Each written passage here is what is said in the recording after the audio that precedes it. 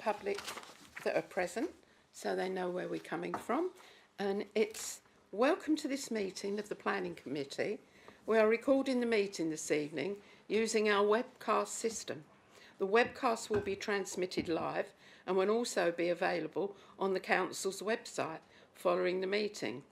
Generally, the public seating areas are not filmed.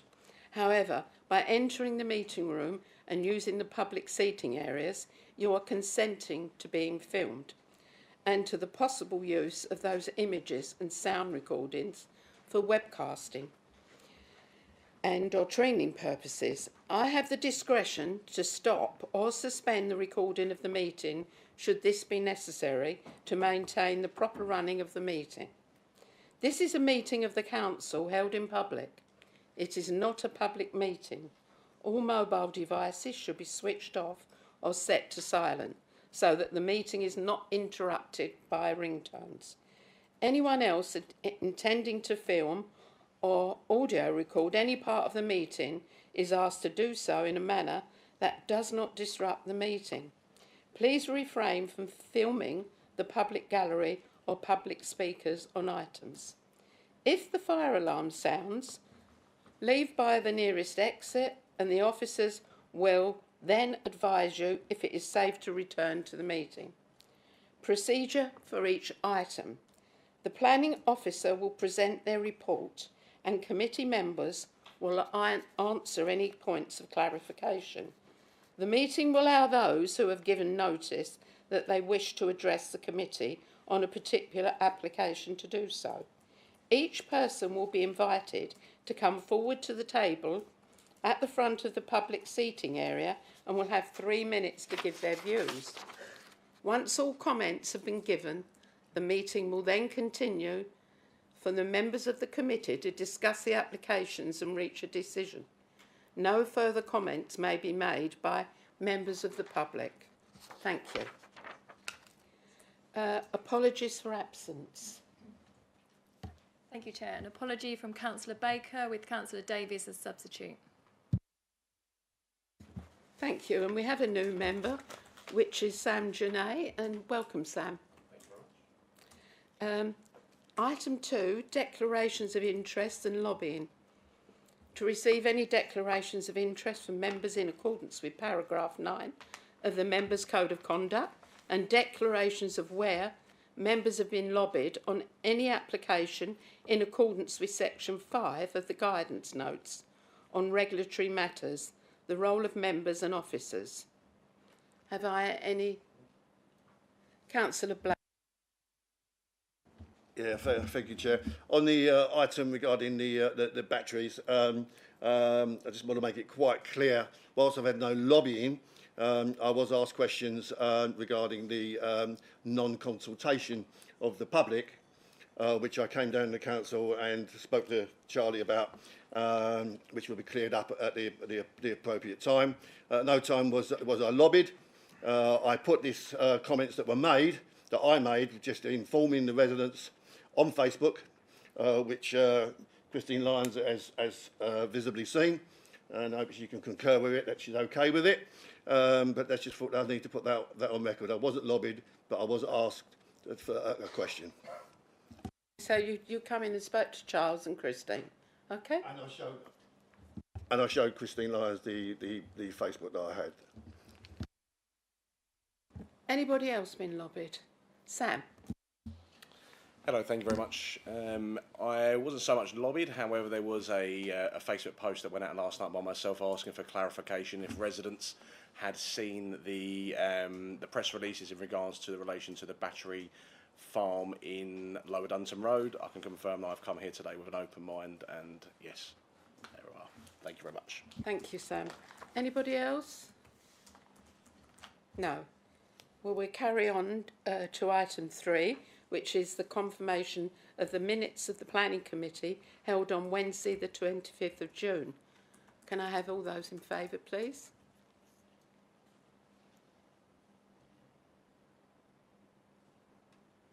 Okay. Of course, you wasn't there, Sam, and Alan, you wasn't there. Okay, thank you.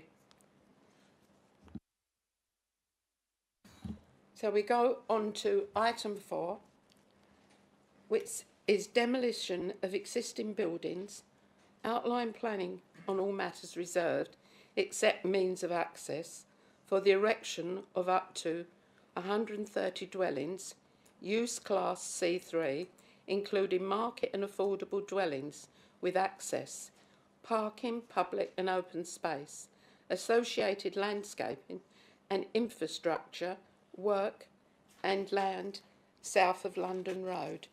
So can I pass that over to you, Louise? Thank you. Thank you, Chair. Yeah, so as you've already outlined, it's an outline application for up to 130 dwellings with all matters reserved except for access. The applicant is Scott Properties, who are a land promoter and have secured Dandara Homes, who are a private house builder, to develop the site if permission is forthcoming. As the proposal is in outline form only, other than the exception of access, all other matters are reserved for future consideration, for example, appearance, landscaping, layout and scale. However, indicative and illustrative plans have been submitted with the application, and I'll go through these plans in more detail shortly. Before you can see the application site, shown here in red, is located on the southern side of London Road in Billericay and is approximately 6.5 hectares in size. The site is located within the green belt and comprises of some previously developed land, which includes a paving business and a used car dealer, which is accessed via an existing access off the southern side of London Road. The remainder of the site consists of small agricultural fields. The site borders the northern boundary of Billericay Cricket Club, located to the south, and Billericay Lawn Tennis Club, which is located in the south-eastern corner. There are 2 residential properties either side of the application site, one to the east and the other to the west. They're both accessed off their own driveways off the southern side of London Road. There are also other residential properties broadly opposite the site, for example at Courtlands, which is located opposite, or sort of north-eastern corner there you can see on the plan. The site is located approximately 1 mile west of Billericay High Street. There are no listed buildings or heritage assets located within the site itself or within any close proximity that would be affected by the proposed development. There is also a gas pipeline which runs north-south broadly through the centre of the site, and I'll go back over that and the implications of that shortly. In terms of land levels, the site is predominantly flat, with no real noticeable changes in land levels across it.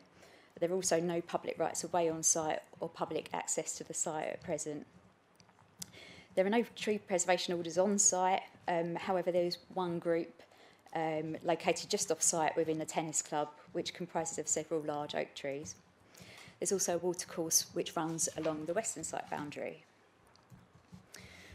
So moving on to the site photographs, these show various views from just outside of the site and within the site itself. So here you can see some views from London Road. The one on the right-hand side shows you the existing commercial access there that leads down the driveways to the commercial buildings further into the site. And then the photograph on the left also shows the site on the left and the start of the existing residential properties, which are sort of moving in an eastern direction off that picture. So these photographs were taken in winter and they look towards Billericay Cricket Club, so views facing south. And yeah, there's various pictures there, 2 of them there. So the right-hand side picture would be an area that remains open for wildlife. It's quite sort of a scrubby area there, but you'll see on the plans shortly that area remains open. And as I say, the left-hand side picture shows the cricket field beyond. So the next slide shows various views across the site. The left-hand side photograph shows the various previously developed land areas, the existing commercial on site in the background. And then the photo of right shows an area of grassland located between the front of the commercial area and London Road, so that's facing west. And then other views here, the left-hand side shows pictures of the tennis club in the background, so you're facing like southeast in that direction, or from that photograph. And then the picture on the right-hand side shows the residential property, which is located on the southern side of London Road, which the proposal would wrap around the rear garden of. So this is the first of the plans, which is the indicative framework plan. As I said before, there's a number of illustrative plans, this being one of them. Also submitted has been a land use parameter plan, building heights and density parameter plans, indicative site sections, green and blue infrastructure parameter plans, and an access and movement plan. In addition, an outline design code has been submitted, which has been reviewed and updated following liaison with the Council's Urban Design Officer. So this plan shows the new entrance off of London Road, broadly within the centre of the site. These accesses, and another entrance as well, just to the western side, also off the southern side, which would propose to serve a handful of units. Both of these accesses have been subject to a Stage 1 road safety audit, which has been reviewed by the Highways Authority, and also has been designed in connection with the site opposite, which is the Red Rose site, which has a resolution to grant outline permission for up to 480 dwellings. So the white rectangles you can see on there would be the proposed dwellings, with access roads leading through the site, also shown in white and in brown. Existing trees to be retained are shown in dark green, with new trees shown in a lighter green colour. There's also 4 indicative positions of local areas of play, referred to as laps, and these are marked by the red stars on the plan, and 1 locally equipped area of play, a leap, shown there on the western side by the yellow star. The plan also shows a proposed wildlife area to be retained along the southernmost areas of the site, so adjacent to the cricket field, and also a nature trail beyond this. And the proposed development would be up to 3 storeys in height, with a density of between 35 and 45 dwellings per hectare. Approximately 63% of the site would be in residential land use, and that includes the access and the roads, with the remaining 37% retained as open space.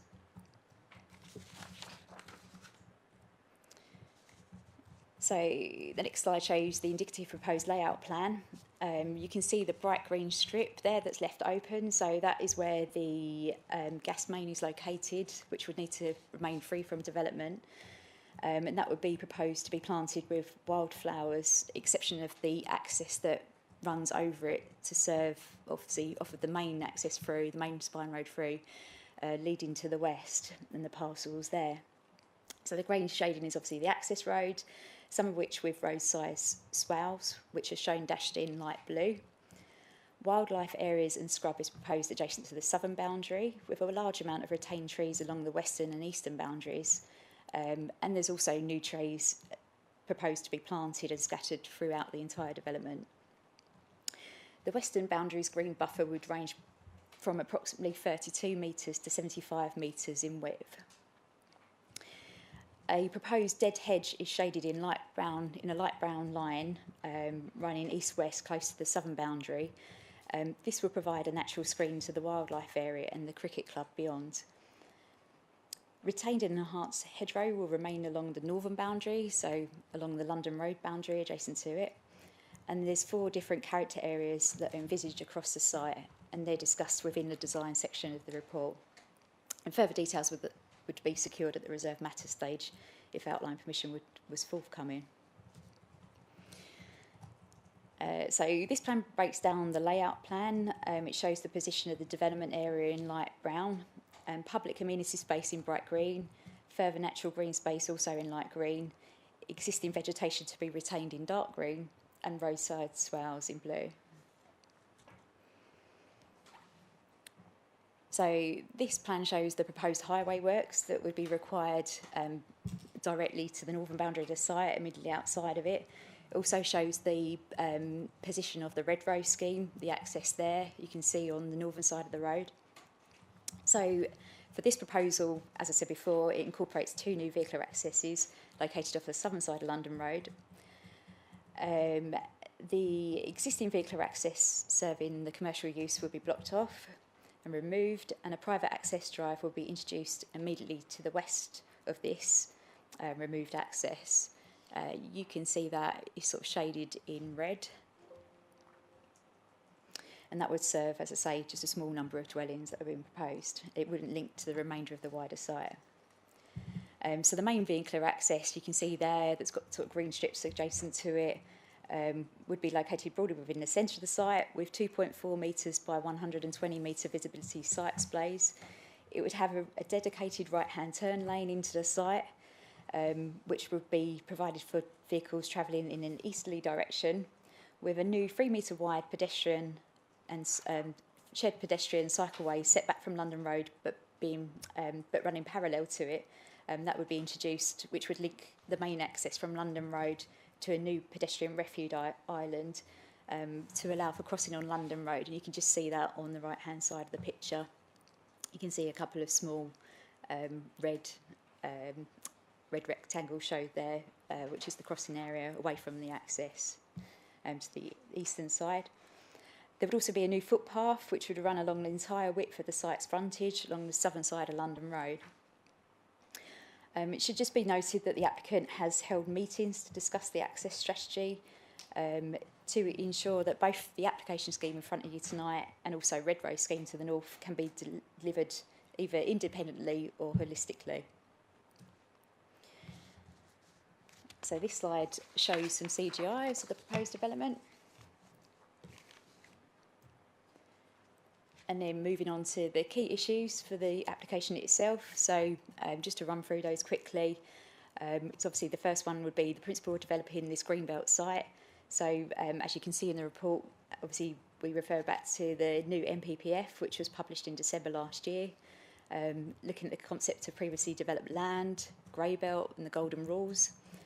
With regards to the previously developed land proportion of the site, that is approximately 15.5% of the site, which constitutes previously developed land. This includes the area covered by the existing paving business, the existing used car dealer, which comprises a series of single-storey buildings, the hard standing, car parking and loading area, as well as the driveway and the material storage areas. It is considered that the remainder of the site constitutes grey belt land and therefore meets the golden rules. The definition of that is set out on page 42 of the agenda, with further discussion beyond that. And therefore, in accordance with the paragraph 158 of the MPPF, that would carry significant weight in the favour of the application. However, should members consider the development to be inappropriate, consideration of the very special circumstances will also need to take place, and they're set out at 520 of the report from page 104 onwards. Other key issues, obviously, for consideration are design, layout and landscape character. Whilst it is recognised that there will be some identified local level harm, the proposed development, subject to appropriate landscape mitigation, would, in officer's opinion, be capable of being accommodated within the site without significant harm to the wider landscape and integrate satisfactorily within its wider greenbelt context. Other key issues include the impact on neighbouring amenity, and this is set out in section 5.4 of the report.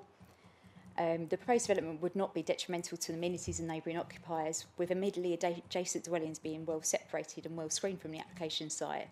It is, of course, however, recognised that inevitably the proposal will reduce the views and rural outlook which is enjoyed by nearby existing neighbouring occupiers, the majority of which are located on the opposite side of London Road.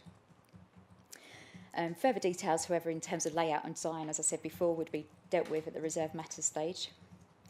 With regard to the impact upon the adjacent cricket club and the tennis club, officers have sought advice from Sport England, who have taken into account guidance in respect of cricket ball strike, with a strike assessment being submitted by the applicant. A 2 metre high rigid mesh fence is proposed along the southern boundary, which would prevent public access to and from the cricket club from the site, and this would be secured by a condition. In addition, the dead hedge that I mentioned before is proposed along part of the southern boundary to provide a natural layered structure, again to prevent public access into the wildlife area, which is located closest to the cricket club, would act also as a further barrier against potential cricket ball strike. And again, another condition relates to the dead hedge and maintenance, condition 40. So there would be no public access to the tennis club or the football club, with any issues in respect of light spill from the tennis club's floodlights being picked up through condition and through any subsequent reserve matters applications. Condition 21 relates to that. It's not considered that the proposal would have any material impact on nearby sports facilities. And in terms of construction impacts, it's recognised again that these are inevitable, although not permanent in nature. A construction environmental management plan would also be agreed and required to be agreed by condition. Turning into highways matters, so issues of car parking, active and sustainable modes of transport. As I said before, the application is accompanied by a transport assessment, and that includes the Stage 1 road safety audit as well as a travel plan. It is acknowledged that the site is located with a sustainable location with good access to local facilities, shops and services. Car parking and cycle parking would be provided in accordance with the latest EPA standards at the time of the reserve matters submission. And then in terms of transport movements to and from the site, it's recognised obviously that these will be increased. However, no objection has been received from the Council's Highway Authority, subject to the conditions and the contributions being secured to mitigate these impacts, along with the necessary junction improvement. It's considered that the submitted transport assessment represents a robust position of the road network in the vicinity of the development. And the development would provide local cycling and walking improvements within the site, together with the provision of a shared footway and cycleway along the southern side of London Road, which would link to Tye Common Road. This would be paid for by the developer, which would also encourage walking and cycling to and from the site and the town centre and other parts of Billericay.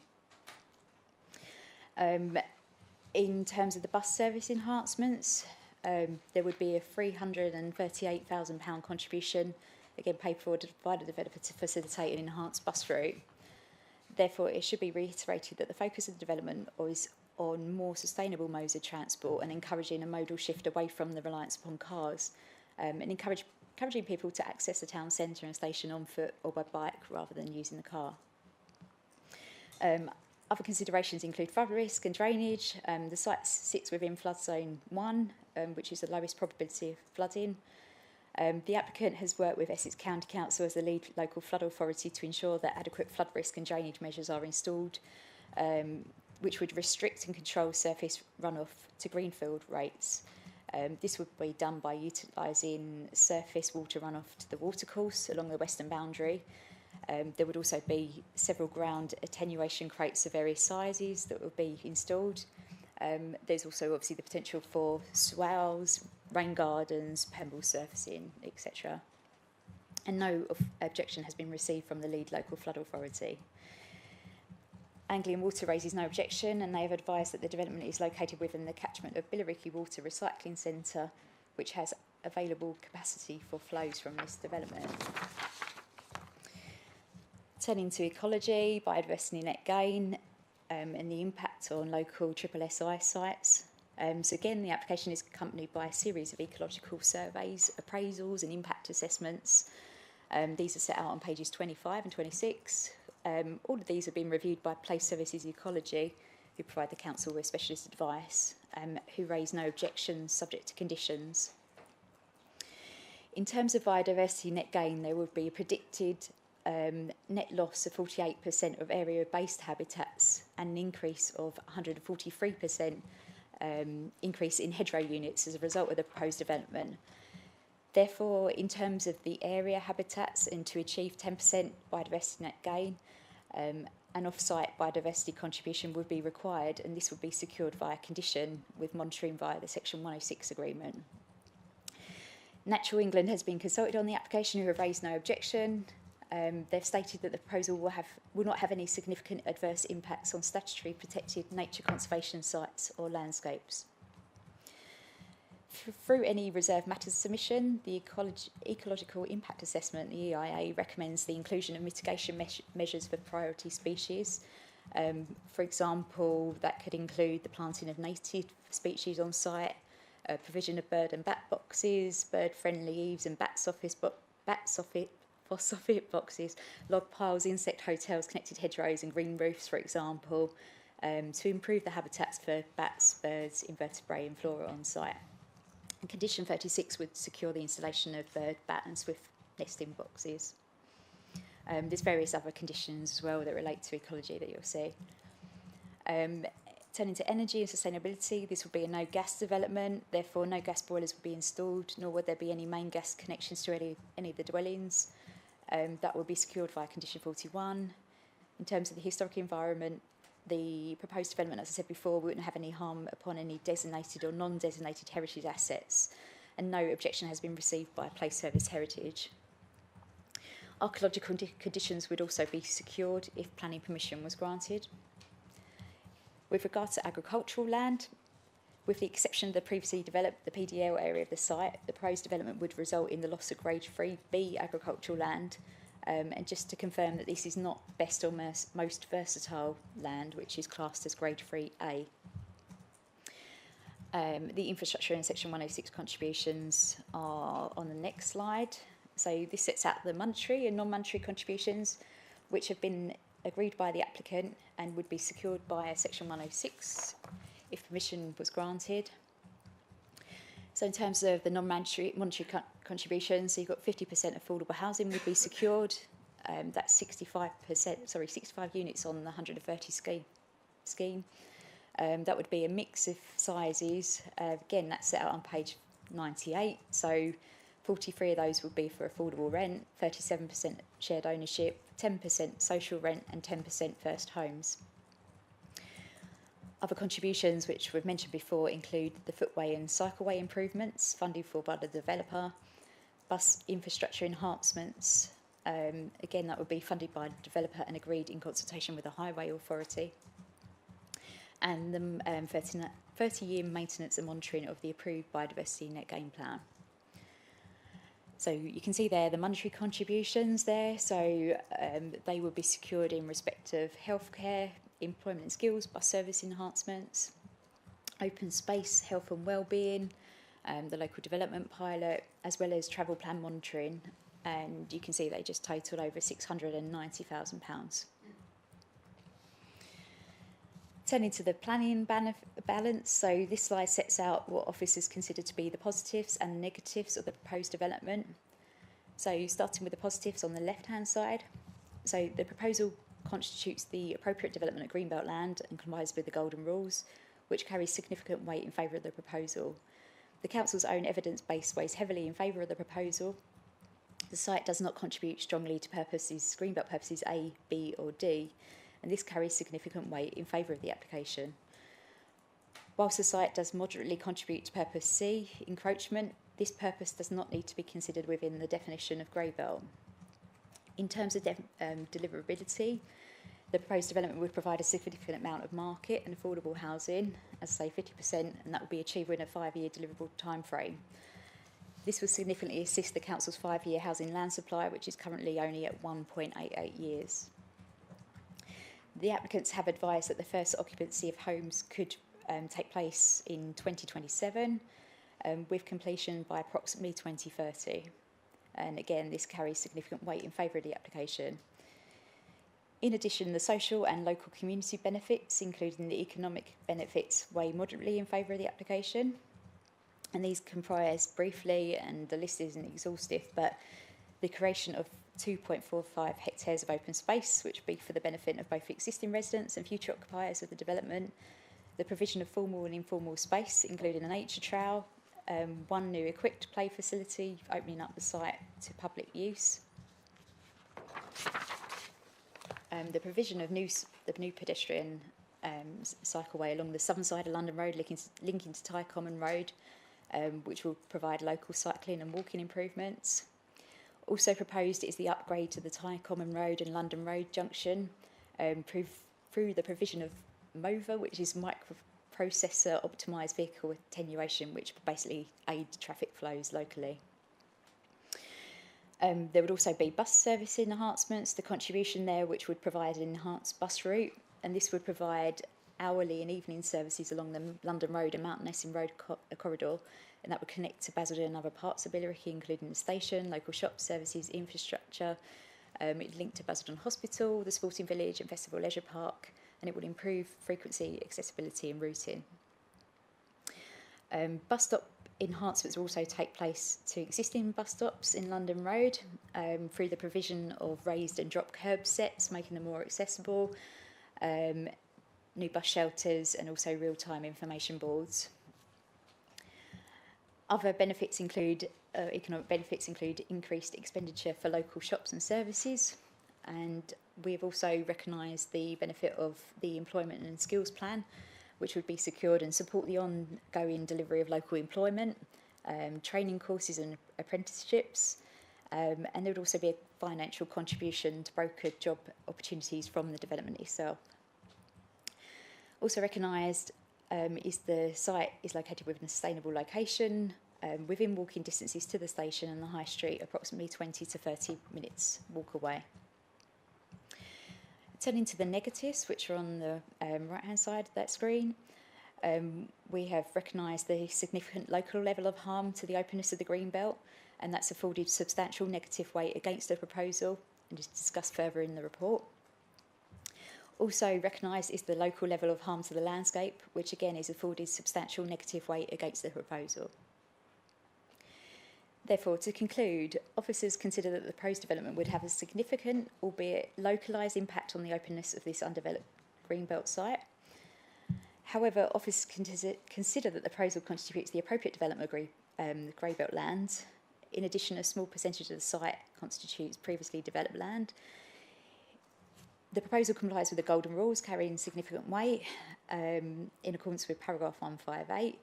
Therefore, the development is not considered to be inappropriate. However, should members consider the development to be inappropriate, paragraph 153 of the NPPF is relevant, and permission should not be improved except in very special circumstances. It is, however, considered that all of the harms identified, and as previously set out, are, in the opinion of officers, clearly outweighed by the very special circumstances that have been evidenced in this application. The proposals will not therefore conflict with the safe policies of the Basildon local plan when taken as a whole. And within this overall balance, it is considered that national greenbelt policies do not provide a clear reason for refusing the development, and officers have considered that the adverse impacts of granting permission in this particular instance do not significantly and demonstrably outweigh the benefits. And therefore, for these reasons, the application is recommended for approval, subject to no calling powers being exercised by the Secretary of State and the completion of a Section 106 agreement and the conditions which are set out on pages 112 to 129 of the agenda. And also just to note the additional conditions and updated conditions on the update sheet as well. Thank you.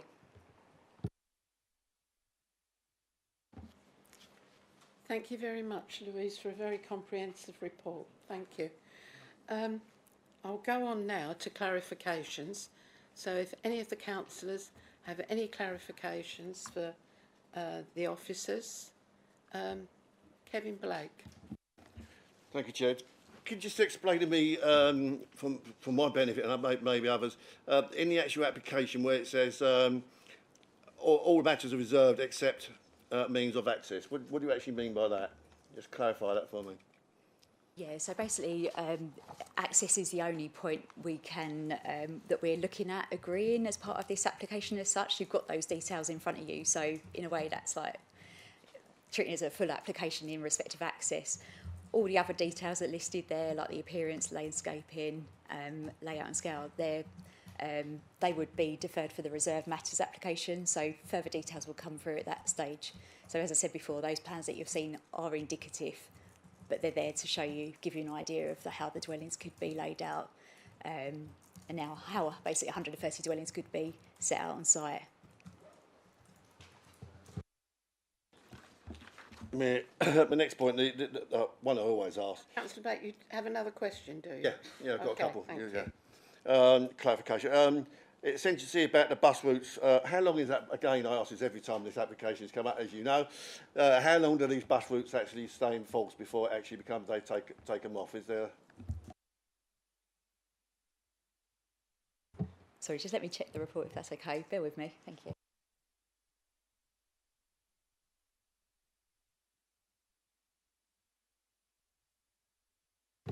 Yeah, normally it's 3 to 5 years. Obviously, it's up to the bus services to, but the money goes to them, doesn't it? So it'll be up to them to implement that. So in possibly 3 years, that service might no longer be available. I know you can't comment on that, but that's just a statement of facts, isn't it? Possibly. That money, just to say, is combined and pulled together with the other developments. So you have seen that obviously time and time again come forward. So it's not just reliant on that site itself; it is reliant on others. But yeah, I don't know if you want to say. You know who's going to ask that question. I ask it every time, don't I? Another question. Yeah. Councillor Blake, I can follow up on that one. As we've spoken about this several times before, what the contributions go towards is what we call pump priming routes. So under the Essex, which currently Essex County Council and all the buses, they'll put in new routes, and these routes will be pump primed for a period of time to see whether they're successful or not. And that's why they're pump primed at the point usually we get to quite an early stage of the development where the buses come in. So basically making sure that the new residents will start using the bus systems. They're normally pump primed for the first 3 to 5 years, but with the schemes in Billericay, because we've got quite a lot of contributions coming forward, it's expected that these will be they'll be primed for probably the first 5 years, and then after that, if the bus routes aren't used, then it's for the bus company to decide whether they still run them or not. So they won't run them if they're not used. They will not run, but they have to run for between 3 and 5 years before they get to that stage. Next question. Under the negatives, I would imagine by the 400 houses that are being built more or less opposite this, and the 130 you're quoting now, another negative must be pollution and of the environment through cars. Surely that must be a negative that you should be considering because it's right there. Why isn't it up there? So in terms of air quality, so the applicant has submitted an air quality assessment, an AQA, that's been reviewed by the Council's Environmental Health Service, who have raised no objection. So, yeah, officers consider that there wouldn't be any significant effects on air quality locally as a result of the proposal. We've also, just to say as well, just to reiterate the no gas condition as well. So, you know, trying to move to more environmentally friendly housing. Yeah, unfortunately, people can't afford cars that are not environmentally friendly. So when they made that assessment, are they taking into consideration the 400 houses that are going to be built just over the road when they've done that environmental assessment? Do they take that into consideration, or can't you take something from another application into consideration? Yeah, the community impact, so the other developments would be considered as well within that assessment. So yes, that has been considered.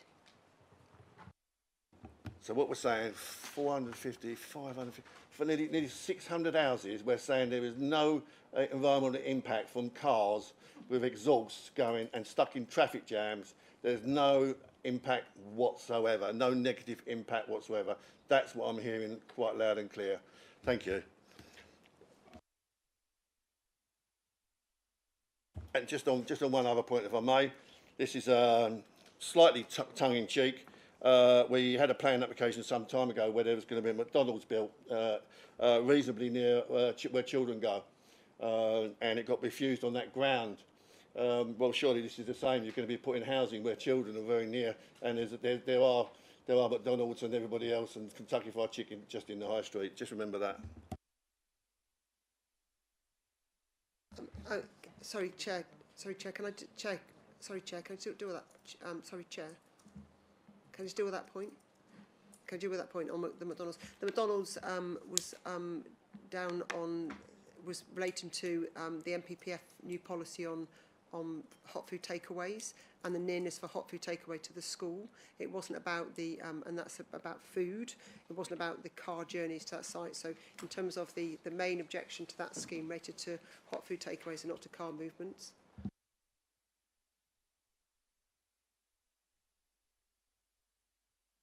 Okay, any more clarification? Alex? Thank you, Chair. Going on to the bus infrastructure enhancements, we've got here, you know, land, existing facilities on London Road and Mount Nessy Road, east-north east of the site. But there are a couple of bus stops to the west of the site which are within a similar distance on the A129 London Road. I'm just wondering whether or not they've been assessed on this application for improvements as well. I think it's called Shipman's House Farms, the name of the bus stop. It's probably a similar distance to the one on London Road East. Yeah, that's right. And yeah, I've seen those, and we measure distances and things like that. So I do agree with you. That's been put to back to the Highways Authority, just to make sure that they were, are they talking about the correct bus stops itself? So condition 26. So if you look at the update sheet, that relates to upgrading the Mount Nessing Road bus stop, which provides a link to the western side. So if you're heading towards Brentwood, that would take you in that direction, as well as the existing facility on London Road. So it'd be on the northeastern side, or the northern side of London Road, taking you sort of more towards the town centre. We've been guided by highways basically, so there hasn't been anything picked up to look at those bus stops on the western side of the site. But I take your point that they are, they're within walking distance, and you can walk. There's a pavement along there, so they're in the same distance as the other two that we've recognised being condition 26. Alex. Thank you for that answer. I mean, I just wondered whether or not there was something done with the application north. I can't quite remember what their bus stop improvements were for the Redrose scheme, but obviously they may have done something there as well. I'm not quite sure. I can't remember off the top of my head. In terms of the sort of comments from the pipeline, Exolum, obviously it just mentions in the report that they've had discussions with the applicant and how to move forwards. But these aren't little tiny gas mains. This is a major gas pipeline that's proposed to go through the middle of about 130 houses. Have we, since this report was written, have we received any comments from Exolum since it was first printed? Because it is quite an issue. I think if you've got something like that, because if God forbid something did happen, I think the proximity to residential with a pipeline like that would be potentially catastrophic. I know they have easements for allowing work and everything else to happen round their pipeline, so no one accidentally goes and digs the road up and exposes the pipeline. But if there is a potential accident, perhaps a tremor, earthquake, something like that, you never know these days. That surrounding this easement included with density of housing that's there could be a risk. So I'm just wondering if they've ever come back and actually commented on the site itself. They haven't. They have been chased several times, so we have tried to get comments from them, but we haven't heard anything back. Just to say that, obviously, I completely appreciate your points that you've made. I think we're comfortable with the developer knows what they're doing as such. They're aware of the easements, the restrictions in place, that no development can take place within those grounds. So we feel comfortable with that. Obviously, the pipeline runs through other parts that are already built up within the borough. We see it on other sites. So, it's not necessarily a problem to us not having those comments. But the developer's well aware that they need to adhere to Exolium's guidelines and for the means of safety. So no comments as such, but that's as much as I can add, really.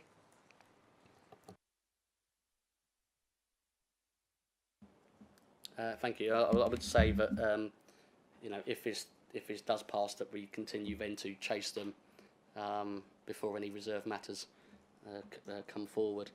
In terms of the MOVA, I'm not going to say it all because you know what I'm talking about now.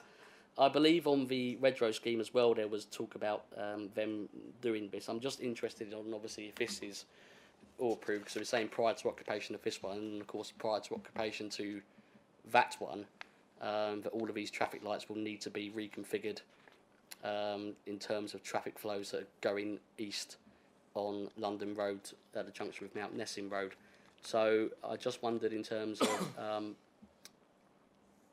the duality of those two schemes, one that's been approved and one that's in front of us now, how that's going to work between them.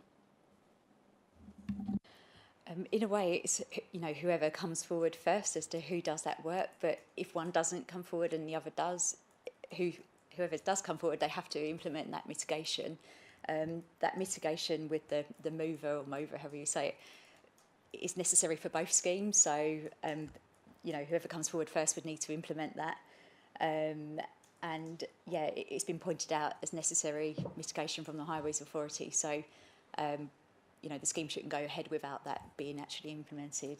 And there's obviously a reason behind that, is to keep the flows moving as such, and keep obstructions to an absolute minimum.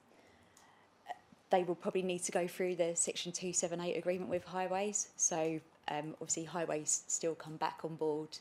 We'll need to agree those details at a later stage, but that would all be part and parcel of a permission and is set out within the Section 106 agreement and will be secured.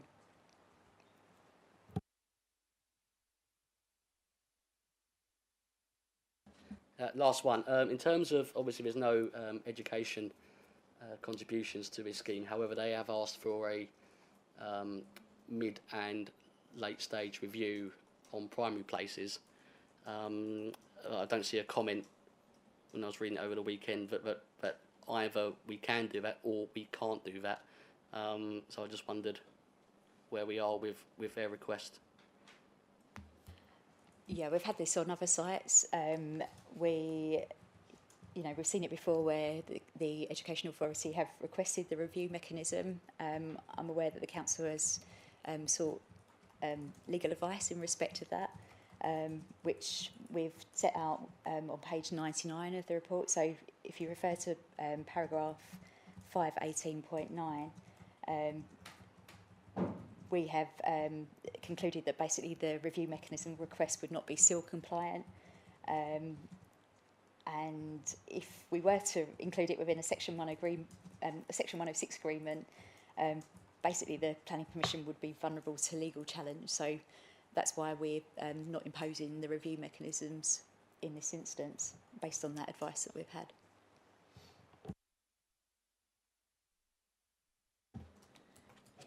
Is there any more clarifications? Alan. Thank you, Chair. I just wanted to pick up on the affordable housing 50% on page 98. It reads there that 10% of those houses there will be 4-bed. That's 10% of 65.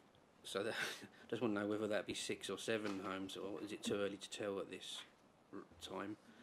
And if it goes over to, it says that units will be allocated to a social rent. Is that a social housing provider? Such as the ones we already have. Yeah, so we round the figures up, obviously, because we can't have a half a home. So yeah, it would go up to 7.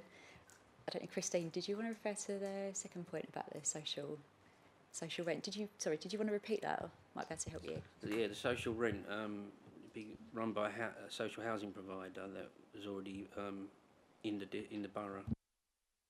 So the developer will open up the offer to any providers, and they'll go and they'll get offers from providers, and they'll go with any of those providers. So it can be the council through our HRA, it can be Sempra can bid for them, or it can be Sanctuary, Peabody, CHP are quite active now in terms of the market for affordable housing. But we get the nomination rights, so they might be run by an RP, but the nomination rights stay with Basildon Council. Thank you. Anybody else? Nobody? I shall let Sam go first because you've already had 4 questions. Thank you very much. Just a quick question. Just want to refer to the update sheet in which the Right Honourable Gentleman Richard Holden MP has referenced the local services and infrastructure already under great pressure. So is there any delivery plan for local services and infrastructure right now for this particular? So we'd refer back to the Section 106 infrastructure contributions. So you can see here all the various contributions that we would secure towards infrastructure. Unfortunately, there isn't anything else that we can secure as part of the planning permission. This is as much as a planning permission we can achieve for this particular type of development. But that would be basically what the development would secure and would provide towards infrastructure. Still on? Hello there. So it does say up to 130 dwellings. Is this a fixed amount, and is there any how can we say this? Is there any like guarantee that once you get to the reserve matter stage, that there won't be any overdevelopment? Yeah, it's an up to figure, so they can go as far as 130. They could come in with less potentially, but they can't go over that figure.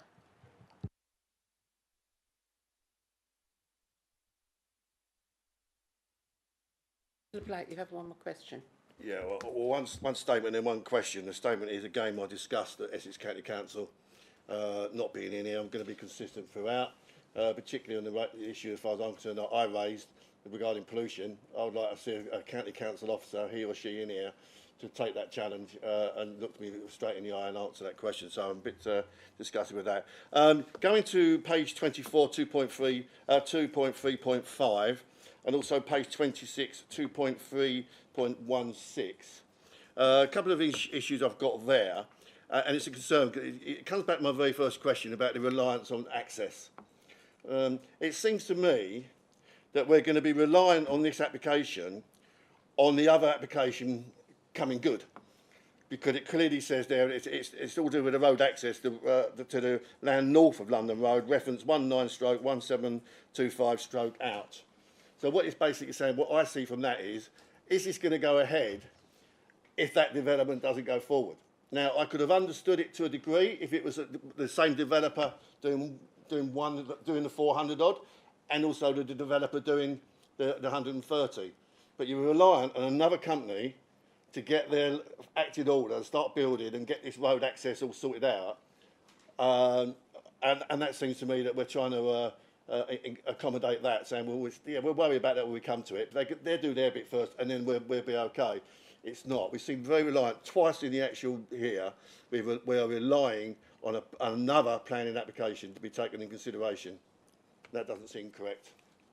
Just to come back on that, the access arrangement can work either if they both come forward or if one or the other comes forward. So they don't have to both come forward. It almost says in there reliant upon that application. I mean, I'm happy to read it out, but it doesn't say that at all as far as I can see it. It clearly says that due to that application. So what you're saying is that's not correct? It's not correct that they should rely upon one another, but the access itself works if one or the other is developed or not. So this is the documentation we've got is not correct? They can work together, they can work holistically, or it can work independently. This site isn't relying upon Red Row isn't relying upon Scott Properties. That's not how that reads on either of those 2 points. Clearly doesn't. I mean, unless someone wants to correct me on it, which I'm happy to be corrected, but it actually says basically reliant on that access coming forward. If anyone wants to challenge me on it, I'm more than happy, but that's how it reads.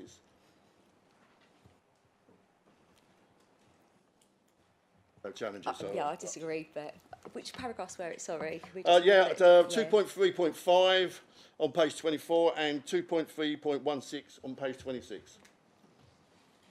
Okay, we just have a look at those if you No bear problem. with us.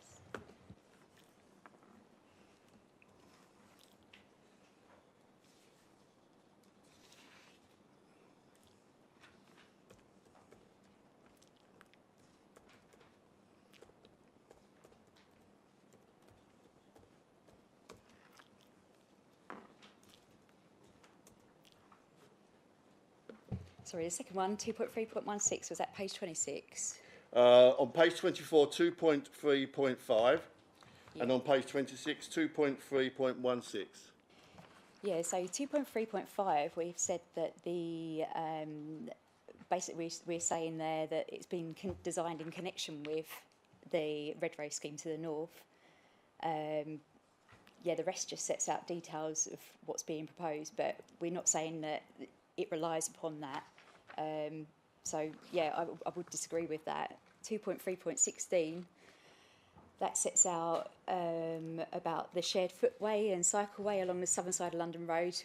So that can be provided. That's Red Road, the northern site, had nothing to do with that. That wasn't part of their Section 106 contributions or mitigation.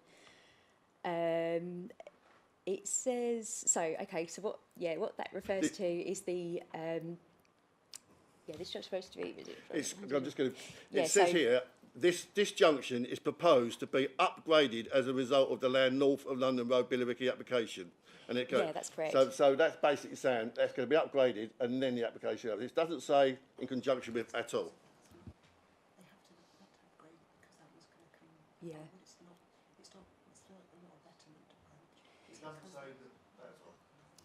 Yeah, so, sorry, it's kind of reiterating what I said, I think, to Councillor Myers before. So that talks about the upgrade to the Tyre Common Road signalised junction. So it's saying that the proposal for the shared cycle footway along the southern side will connect to that junction, which is also proposed to be upgraded for both schemes as such. So it's proposed to be upgraded for the northern site if that comes forward.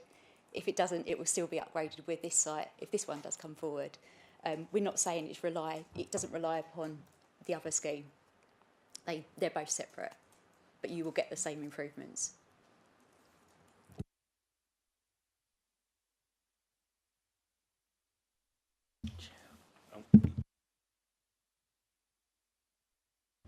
So just want to ask a quick question. Sorry about that. Use the word if.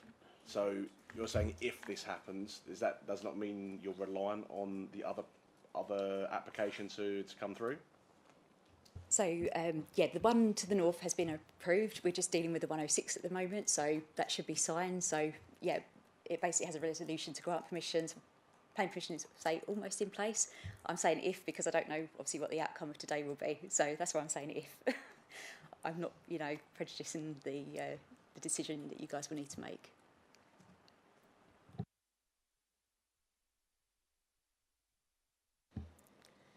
Any more clarifications? No? Right, we'll move on to calling the people representing those, which I should call Councillor Baggott, please. Thank you, Chairman, and good evening to everybody. I'm just going to just very quickly, I've only got 3 minutes, I've got a number of points to cover. The history of this. Some of you who have been in planning for ages will know it, and some of the newer members won't.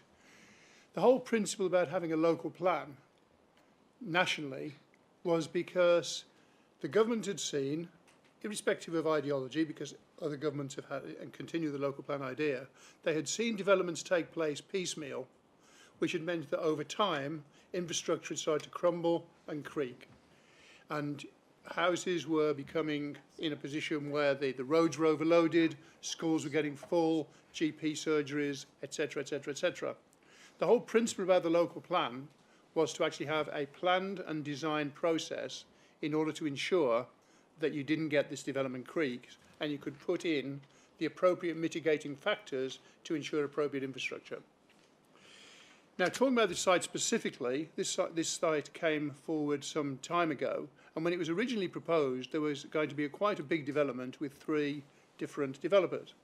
Now, I had numerous conversations with planning officers, Mrs. Lyons was one of them, and I said at the time that my concern was that this would become a piecemeal development rather than a one big development, and as a result of that, people would be looking at little pockets of development and not actually looking at the bigger picture, and therefore the overall effect would be a development creep type scenario. Officers agreed with me and said that they would do everything they could to resist that, but now it seems that's not the case. This is now the second one in this area that has been put forward as a separate entity, and because of that, we're now starting to get development creep. And if you have a look at the roads around that particular area, I mean, it's been alluded to, but there is what wasn't mentioned was Billericay Football Club. For anybody that knows Billericay Football Club, you've only got to have a games day, and everything for the whole area around gets snarled up and clogged up because one of the access roads is quite small. The cricket club have actually raised issues in the past that when they have big events or when they have a big match, they sometimes have problems with regard to parking, access, and people using the roads. We have a real issue here of Billericay starting to be snarled up by traffic because of piecemeal developments. The whole point about this is that we actually mustn't have this sort of development put forward. The officer said there's been a modal shift to reliance on cars. I do not believe for a minute that this development is going to have no driveways, no garages whatsoever, and then the expectation is that everybody is going to send their kids to school in the November rain on bikes. That's just ludicrous to even think about. And what we're doing is we are creating a trauma and real issue on traffic control and traffic usage within the Billericay area. You only had to see Mount Nessing Road the other day, which was closed for 9 days. The whole area was snarled up to the point of actual stoppage. And that's where Councillor Blake's point about air quality, because we saw this in Basildon, where you'd got areas of the A12 which were almost at a stop. The air quality deteriorated rapidly because cars running and actually not being able to... I'll shut up now, thank you. Thank you, Councillor Baggott. Can I now call Jacqueline Crowder, please?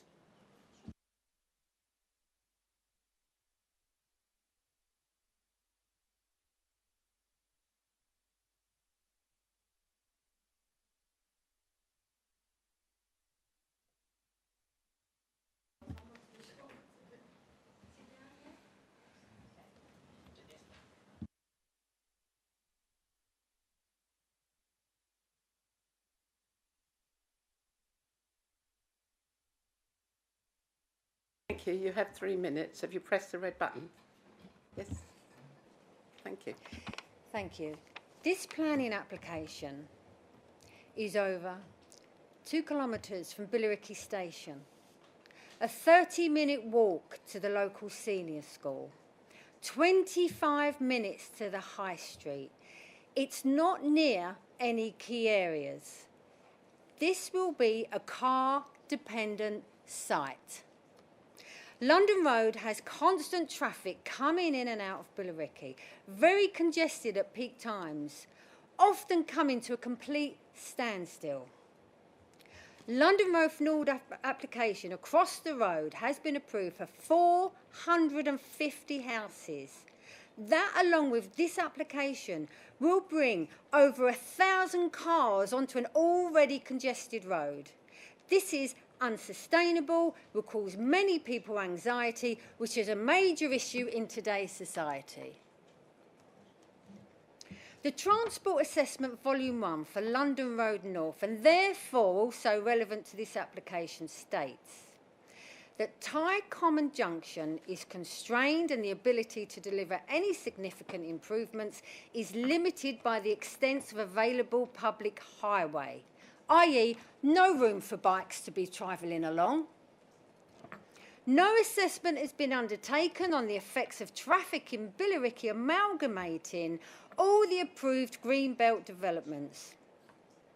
This application should be deferred and considered as part of a local plan with cohesive traffic infrastructure as a master plan. Suggestions that people can cycle and a few extra buses for Route 9 is deeply flawed and fails the community. More buses causing more congestion. As for a cycle path, unless it can go all the way around Billericay, is not worth it. It stops and it will go to narrow roads and will be dangerous for the people and the children on these paths. Furthermore, myself, many other residents and commuters have been brought to a complete standstill on more than one occasion due to floods from rainfall in the vicinity of this site. This is a persistent issue with rainfall and will only worsen with soil being concreted over.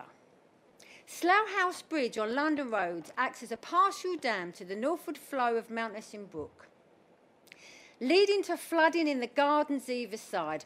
My own garden, which this development will completely surround, is often overrun with bogginess and is wet, and this will only worsen from this proposed estate. Essex County Council are unlikely to be aware of this, so haven't objected. This issue hasn't been addressed. We all accept there is a housing shortage, but does the council really have to allow developers to build on every piece of land because legislation has changed on protecting Greenbelt sites. I urge the Planning Committee to acknowledge people's mental health issues regarding traffic and flooding and rejects this application. Thank you for listening. Kathleen Crowder.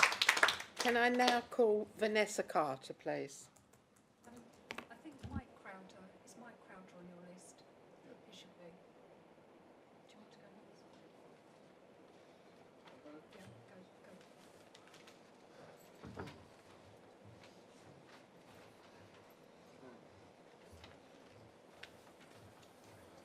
Yeah, go.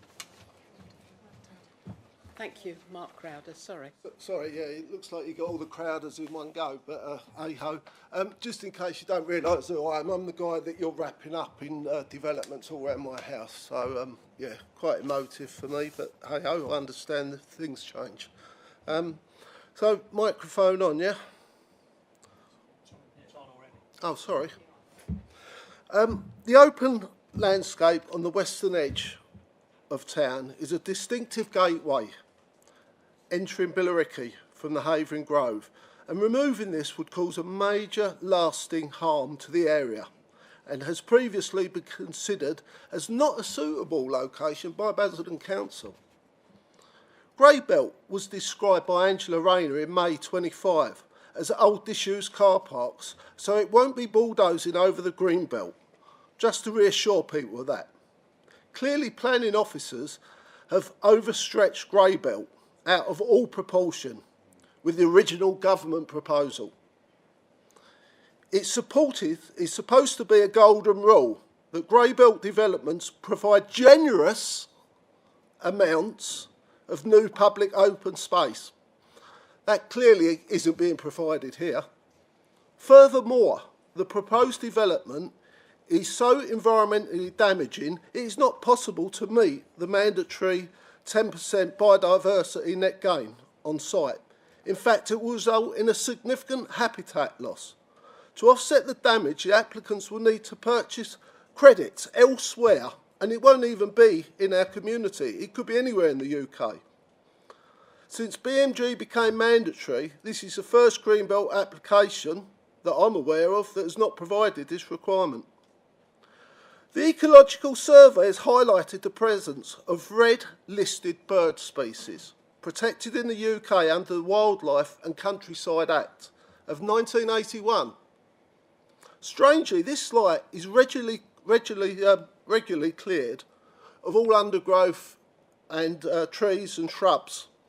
Strange, always on a Saturday and a Sunday. Don't know why that is. I raised my concerns 6 years ago when I visited Mr. Scott, his Colchester office. Our property is a quiet and private plot where my wife has created an ashram to teach people meditation and mindfulness to help with mental health, to give back something to our community. With over 200 people have visited in recent times.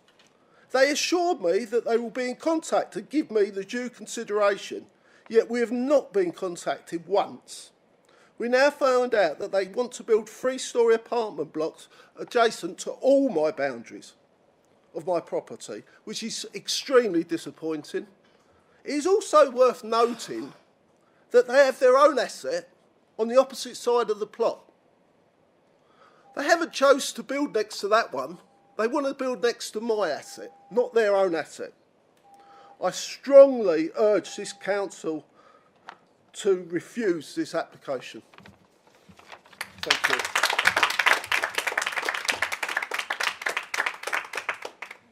Councillor Barnes. Oh, right, okay. Sorry, can I call Vanessa Carter, please?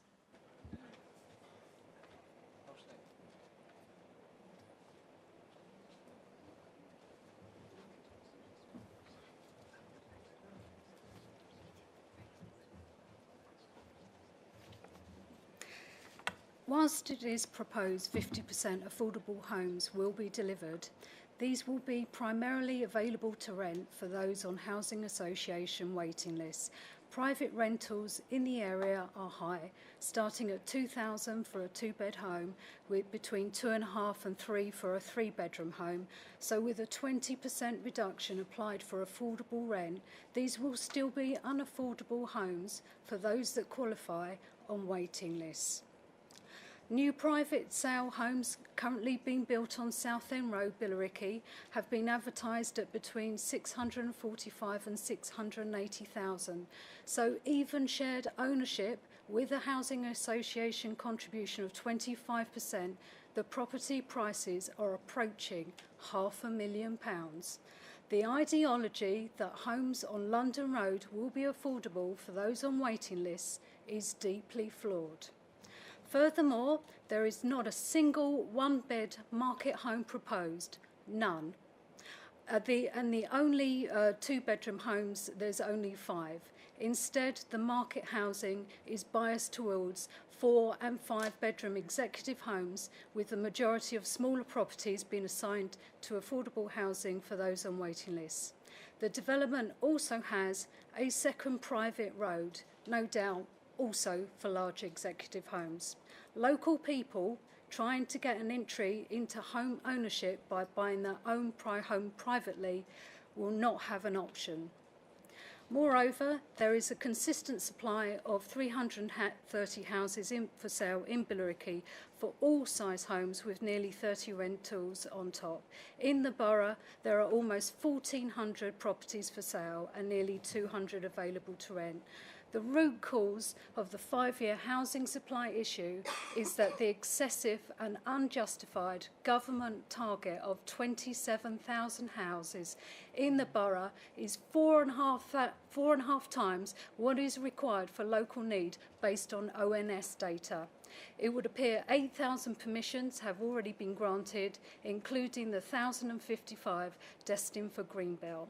If the council addressed the target with government, there wouldn't be any requirement to lose large swathes of Greenbelt to London in migration. Clearly, this application does not meet the need for smaller market homes in the borough, and the affordable housing is beyond reach for ordinary working people on waiting lists. Furthermore, the fact that there will be very little or no impact on the shortage of affordable housing locally and nationally seems to make this development fly in the face of what the government say it wants to achieve. I therefore urge the Planning Committee to refuse the application.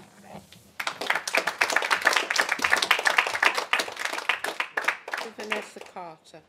Can I call Councillor Barnes, please? Thank you, Chairman.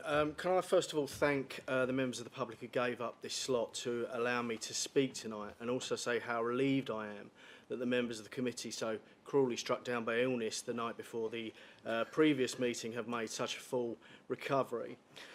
It's much appreciated that the public allow me to speak, and I think it would be remiss of me not to mention the fact that the new regulations at this committee make it very difficult for people to have their say. There surely can be no excuse for preventing ward councillors and group leaders from speaking on developments that directly affect the people they represent.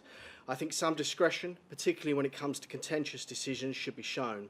And I can tell you that if the Conservatives get back into administration, if that glorious day comes, we will reverse this policy, because it isn't good for local democracy when feedback from the public and elected members that are able to give is so limited. Moving on from that, it's clear that this development is attracting significant local opposition. It is even attracting opposition from Brentwood Council themselves, who recognise that this is an imposition into the Green Belt. The location in some ways reminds me of the failed attempt to develop past the Potash Road boundary in Billericay, which was found to be out of order when it went to the Planning Inspectorate. A development like this may well end up going the same way, I suspect. It has no support for infrastructure, it has no recognition or understanding of the needs of Billericay residents. There is no provision for additional traffic. There are no additional school places. What the Grey Belt has effectively done is to abolish all green belt protections and allow developers to apply for as many smaller developments as they want, safe in the knowledge that it will be approved and the infrastructure requirements will be non-existent. None of us would have thought it was sensible to abolish all safeguards against unwanted developments, and yet this is what is being done. The apparent affordable housing is a smokescreen. As has been mentioned previously, £500,000 houses are not affordable for first-time buyers in Billericay. These properties are not going to help young people get on the housing ladder, which is something that everybody wants. All this is going to do is bring in families from outside the area who are going to put further strain on existing services. The primary schools are full, despite what Essex County Council claim, and we recently lost a doctor's surgery, putting further strain on healthcare. This development fails a number of key requirements when it comes to the environment and landscaping. It represents a substantial change to the existing boundary of Billericay and a significant incursion into the green belt. I urge all members of this committee to reject this application, and I urge the developer to withhold their application back until a local plan is in place and proper infrastructure and services funding can be secured. Thank you, Chairman. Councillor Barnes, I must warn you as a councillor that making slanderous statements is not right. You're here to support the people tonight, and I'm not having slanderous statements. Thank you. Thank you, Councillor Blake. I'm not talking to you. I'm talking to you that night. That's how bad, that's how ill they were. I was ill. I didn't say you. I would just like to make a note as well that Councillor Harrison also claimed to be ill when we see him out canvassing. Exactly. And that's not speculation, I see that with my own eyes. Well, it was a waste of council resources on that night. Why was this planning committee postponed? Because they wanted to do, the councillors didn't want to come to the meeting, they'd rather come and canvass against a Reform UK candidate, basically. I'd like to know why. Sam, I was ill. I know I was ill. You can see my doctor's certificate. I don't know anything about anything else. That's fine. I'm not saying you were ill, but we see Councillor Harrison out canvassing that night. Up to you to Did make else that see him statement. out canvassing But it's that night? nothing to do Thank with you. the planning application this evening. Okay, thank you.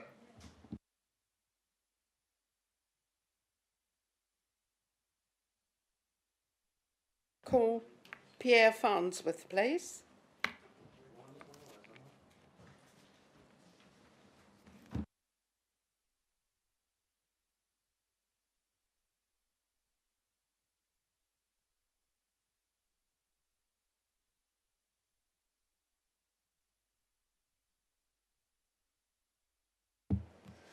Good evening, Madam Chair and members. My name is Pierre Farnsworth and I'm a Director of Scott Properties, the applicant.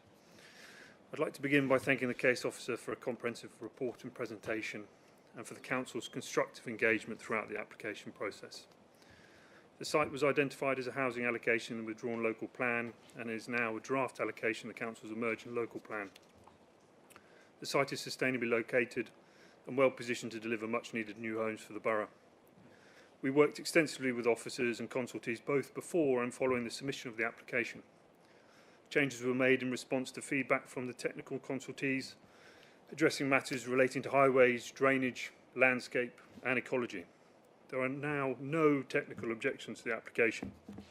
The site lies within the green belt.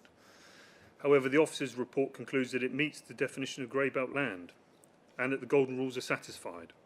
Therefore, the proposals are not inappropriate development in the Greenbelt as defined in the MPPF.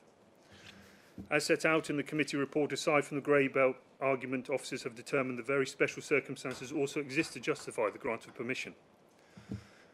The scheme will deliver a range of social, economic and environmental benefits to be secured through the Section 106 agreement, including up to 130 new homes on a park brownfield site in a sustainable location, making a meaningful contribution to the borough's housing supply. 50% affordable housing to address local needs, including social rent, affordable rent and intermediate housing. Priority for the new market homes will be given to people who live or work within the borough. new publicly accessible open spaces, including play areas for children, a financial contribution towards local healthcare services, off-site works, including enhancements to existing bus stops, upgrades to the junctions at London Road, Western Road and Ty Common Road, and a new 3-metre wide footway and cycleway. Dandara Homes has been selected as the house builder with contracts agreed subject to planning. This will ensure the delivery of the proposed development. Whilst this application is submitted in outline form, the proposal meets the high standards expected by the Council, with the agreed framework plans providing a robust basis for the detailed design and as part of a future reserved matters application. As set out in the officer's report, the application accords with both local and national policy and represents sustainable development. The benefits are significant, and we hope that you will endorse the officer's recommendation with your approval this evening. Thank you. Thank you, Pierre Farnsworth. Can I now call Richard Smith, please?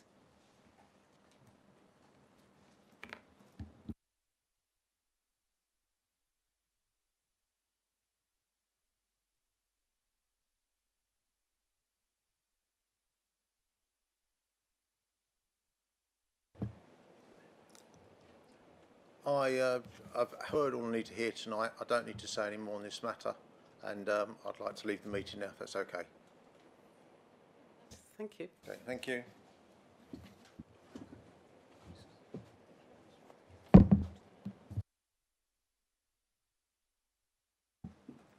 Well, we've had all our speakers, so I'm...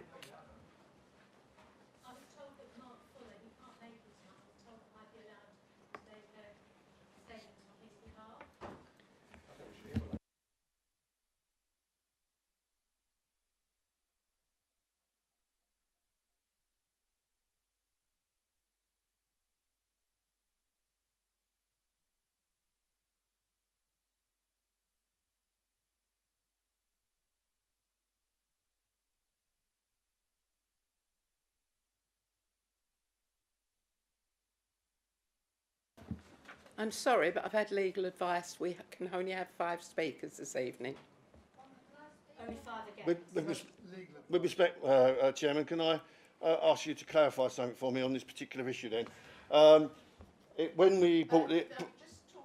Yeah, so, but this gentleman might be able to clarify it for me. On the protocol that was being put in place, the previous protocol, you stood up at a full council meeting and openly said, even if people don't get their nominations in to talk on the Monday, 24 or 48 hours before, you will take them on the day from the audience. You actually said that you will actually use common sense, and I applaud that.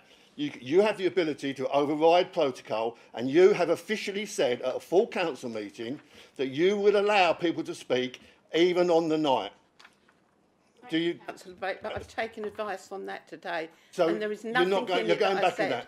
You're not. No, we're keeping to the rules. It's 5. So what you said at full council, which I've clearly got on here on record, what you said clearly says that you agree to it. You would happily let people speak, and I'm happy to play it if you think you doubt me. But you said at full council, you're now going back on. You're not allowing them a person to speak because of the protocol, which you can overrule, and said you would publicly. You publicly said you would overrule it. What legally happens if the lady speaks, Chairman? I haven't called you to speak, Councillor Bagger. Sorry.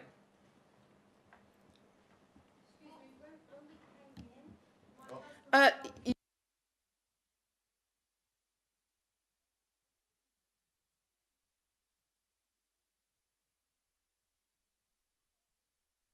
have spoken. I can't accept.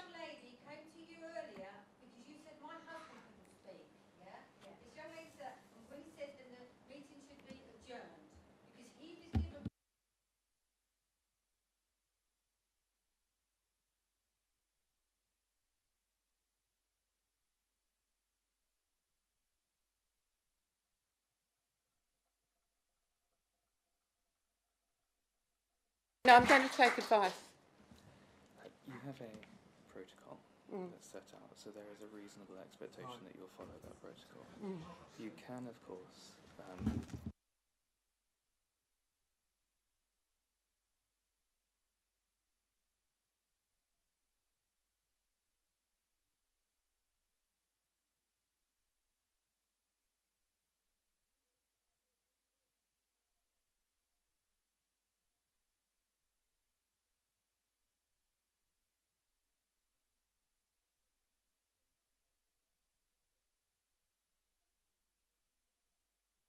claim against you. Can we just be silent a minute? Mr. Farnsworth, would you have any prejudice if I allowed this lady to speak? You wouldn't? Okay, well, I'm allowing you to speak this time.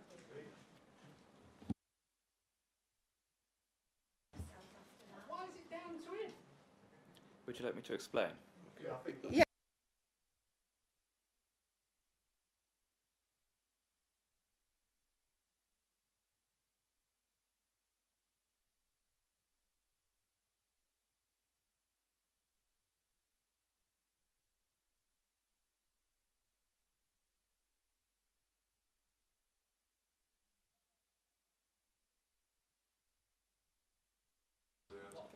There is a concept called public law by which we're all bound as a public body, which means you have to make decisions according to very clear and fair principles. One of those principles is the principle of reasonable expectation. If you publish a policy, and this protocol would count as that, then you're expected to abide by that policy. However, policy is not statute, so you're not bound by it in the same way you're bound by statute, and you can, if the circumstances justify it, depart from that policy. However, in the current circumstances, the against point of view has already been represented by 5 people, where the for point of view has been represented by 2. So it was only right to ask the promoter whether he thought he would incur prejudice by going outside of the policy before making the decision to do that. It's about treating people fairly. I realise it may be inconvenient to do so, but it's the law and you're bound by it.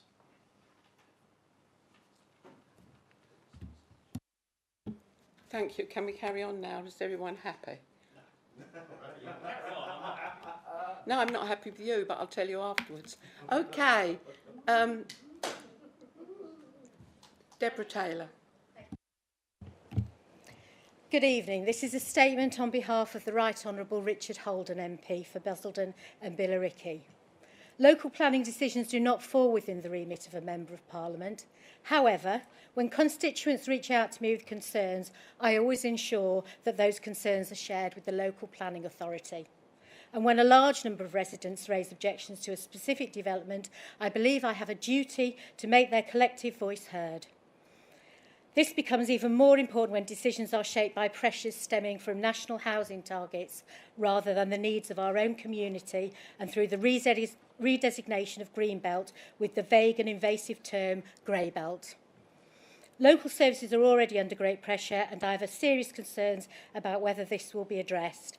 We have already seen a significant scaling back of the proposed infrastructure related to this development, which raises questions about what will be delivered and whether the Section 106 monies will address the huge pressure on local services.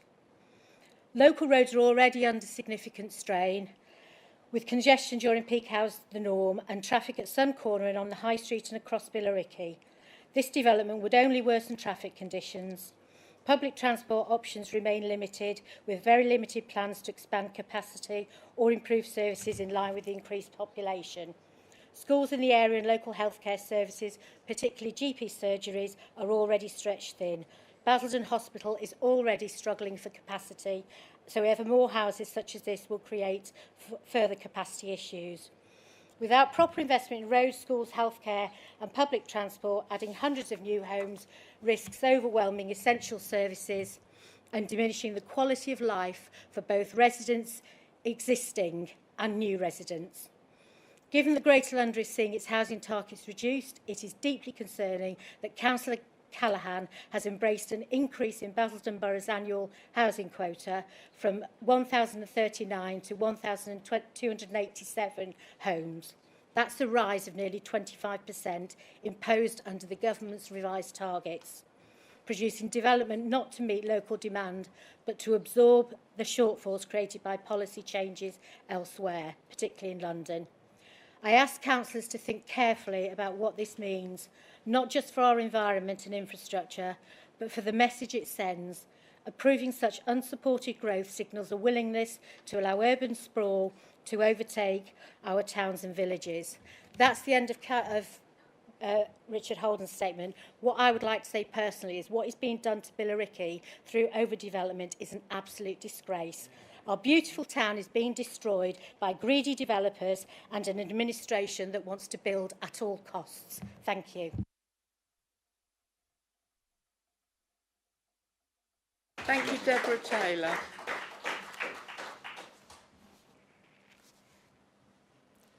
We'll now open item 4 up for councillors. Anybody wish to speak on this? Kevin Blake. Yeah, sorry about that. It's just, it does concern me, some of the issues that have been raised tonight. I still have a massive issue regarding the environment. And again, I do totally blame Mrs County Council for that. And I know you can easily say it's not, you can't refuse it on the highway grounds because county said it's all right. But it doesn't mean say county all right every time. Sometimes you have to challenge things. And this is the time where we don't just roll over and have our bellies rubbed by them. We should be standing up against county, saying they should have been here.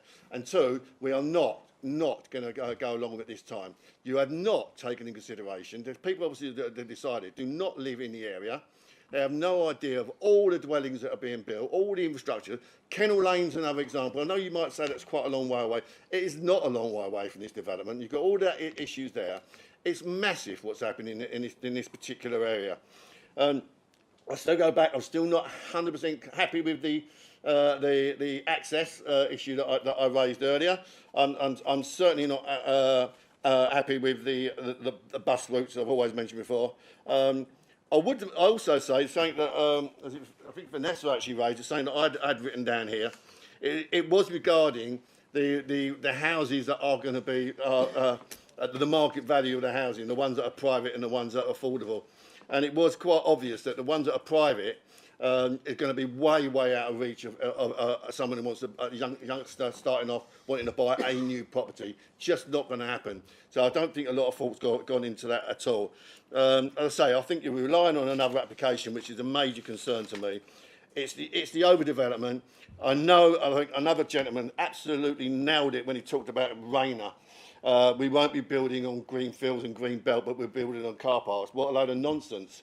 That's been proven to be not the case in almost every application we've had since they introduced this grey belt nonsense, to be quite honest. It's almost, and I've got to be absolutely honest with you, it's almost got to the point where the apathy with members of the public, and I'm glad to see so many here today, but really there is apathy out there, and there's also some that you've got to a degree. You've got members of the committees, and I'm one of them, that sometimes think, why am I bothering? It's gone to grey belt. This is going to go through. You know it's going to go through because of the grey belt issues and whatnot, and the housing numbers. The housing numbers has been proven absolutely ridiculous. We do not need 27 houses, as has been proven, and we should be challenging that all the way.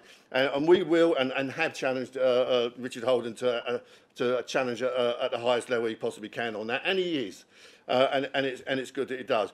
But it's absolutely farcical. You've got 450 houses being built over the road, another 130 here. And I think, if I'm right, they actually wanted to have a supermarket there at one point. If someone can correct me on that, but I actually think they actually wanted a supermarket. They were quite happy to put an application to build on green belt, because it was green belt at that time when they put the application in. They thought it was okay to build a supermarket on the green belt. Forget the housing, but they had no issue, no problem to actually build a supermarket on green belt. And I find that absolutely disgusting. I will not be supporting this.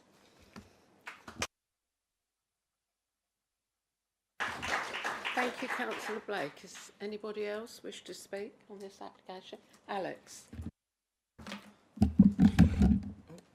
Thank you, Chair.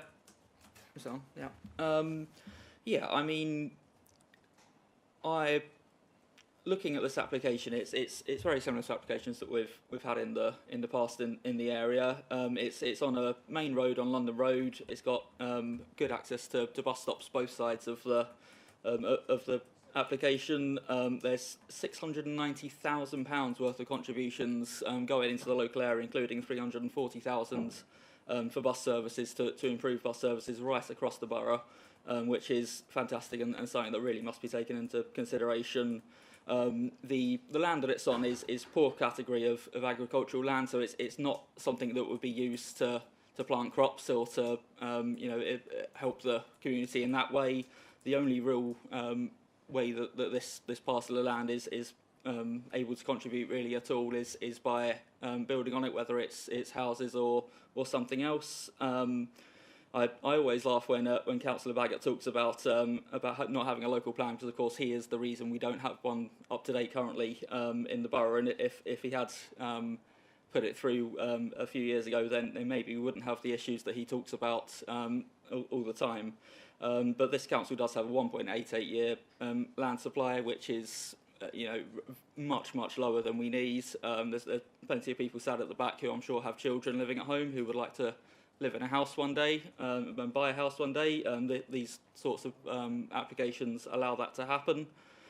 So yeah, I think that for an application with half of it being for properties that I forgot what it's called, but yeah, this application, this site is in keeping with other sites that this committee's passed in the past, and I think it's on a good road and should be passed again.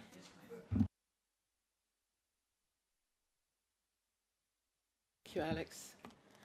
Councillor Junet. Thank you very much.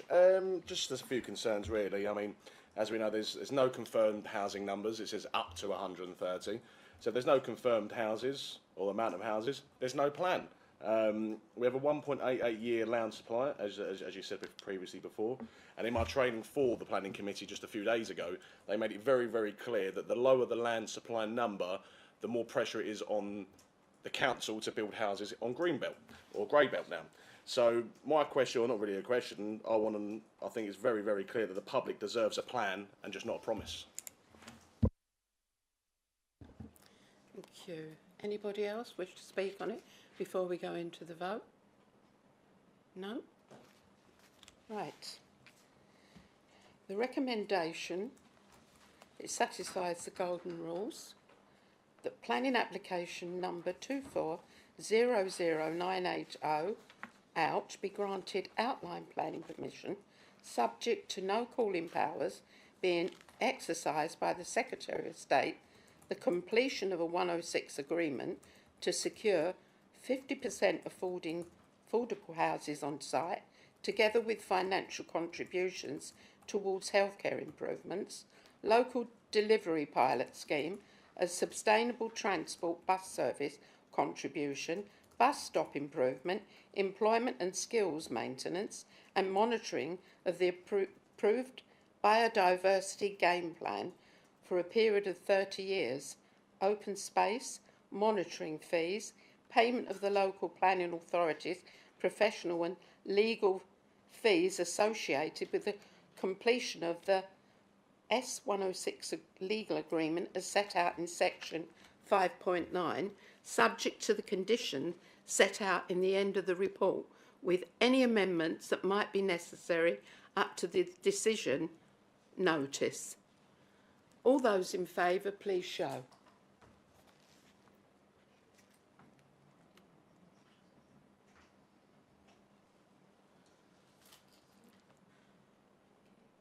Any abstentions?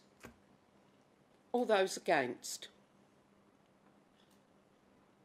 Thank you. I think it's carried. Thank you. We're going to have a 5-10 minute break now. Thank you.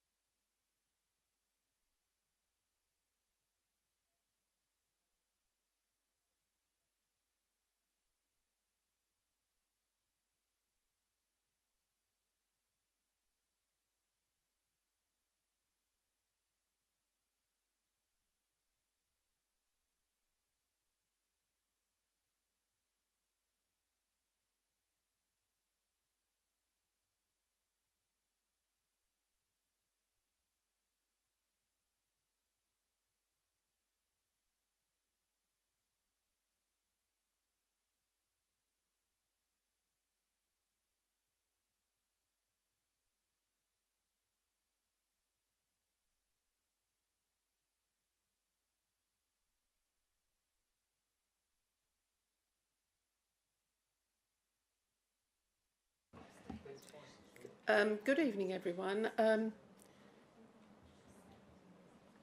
just waiting for our clerk to get back. Just go to agenda number 5, which is a planning application number 250073 REM, a submission of reserve matters application relating to appearance, landscaping, layout and scale for the development of a specialist dementia and nursing care home with associated office and storage building residence living and dining areas, landscaping and staff accommodation, 2100485 out, allowed at appeal on the 24th of November 2022. Appeal reference AP V1 1505W 22 33 0 2878. I think that is you, Shanley. Thank you. Thank you, Chair. Okay. So that was the first slide that's already been read out. So this application site is located on the eastern side of Pips Hill Road North, on a site that is 1.23 hectares in size. The site comprises open land with several polytunnels that are currently used by the garden centre. The site lies to the north of Summerhill Garden Centre and is approximately 250 metres north of the A127. There are 4 residential properties opposite the site, and the site is located on the Greenbelt. The next slide is quite similar. It's an aerial slide showing the application site edged in red. This slide shows 3 images of the site and surrounding area. As you can see, the approach does not have any provision for footpaths, has dense vegetation, and is semi-rural in character. The last image shows a view into the site from the neighbouring car park. This slide shows the proposed layout with the care home on the right-hand side of the image and the office building to the left. The central access point is from Pips Hill Road North. The care home has retained the U-shaped footprint and location from the indicative plans that were presented during the outline application. The footprint has been largely governed by the care home's operational needs, such as separation of the different care home functions and circulation routes for staff and emergency services. The care home will have 82 beds across the 2 floors and provide amenities such as dining areas, lounges, hair salons, and a cafe. This next slide shows the landscape master plan, showing a positive intervention for outdoor amenity for the care home. The plan shows themed outdoor areas such as the woodland garden, dementia garden, and orchard that creates outdoor environments for the patrons of the care home. The design also includes suds ponds, extensive tree planting, wildflower meadows, and structured pathways which provide amenity and ecological benefits. So now we have moved on to the design detail. This slide shows a design detail for the care home building. The council and the applicant engaged in multiple meetings to break up the mass, bulk, and elevate the design and materiality whilst retaining the footprint. This has resulted in a varied roof form, setbacks, recesses, and a legible entrance that you can see centrally on that slide. This next image shows the revised office building, which went through the same process as the care home to allow both buildings to have a more integrated design language, running through with an elevated facade detail and a legible approach from the entrance of the site. This slide shows a CGI of the entrance of the care home viewed from the office building. The image shows a varied material palette that and the 2-story building has a broken facade with undulating roof patterns, and the facade is undulating also. The next slide shows a CGI of the office building viewed from within the site. The image shows the integrated brise-soleil creating a colonnade, deep recessed windows, and a legible entrance has been introduced, which otherwise wasn't there previously. The key issues identified within the planning application were has a proposal kept in line with the outline permission that secured the principle of development and access. The reserve matters application broadly aligns with the indicative plans that were presented at this stage. However, the design details have significantly improved from the initial submission. The layout responds to site constraints, and the specialised nature of the care home, and is covered from paragraph 5.2 of the officer report. The scale of the development within the greenbelt setting has been governed by the needs of the care home. The U-shape minimises the impact from the street scene, along with the minimal two-storey height. The design, architectural detailing and materiality have improved, resulting in a high-quality overall appearance. And the landscape scheme has proposed a high-quality scheme with multiple secure areas for the patrons of the care home. The landscape proposal would deliver significant biodiversity gains, increase natural capital for the immediate and wider area.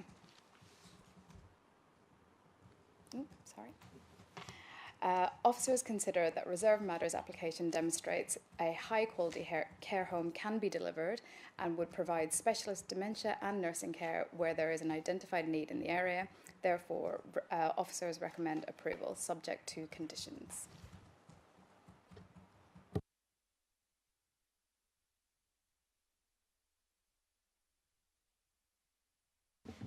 Thank you, Shanley. Opening this up for clarifications. Have we any clarifications on this? Alex Myers. Thank you, Chair. It's more to do with the conditions that are outlined.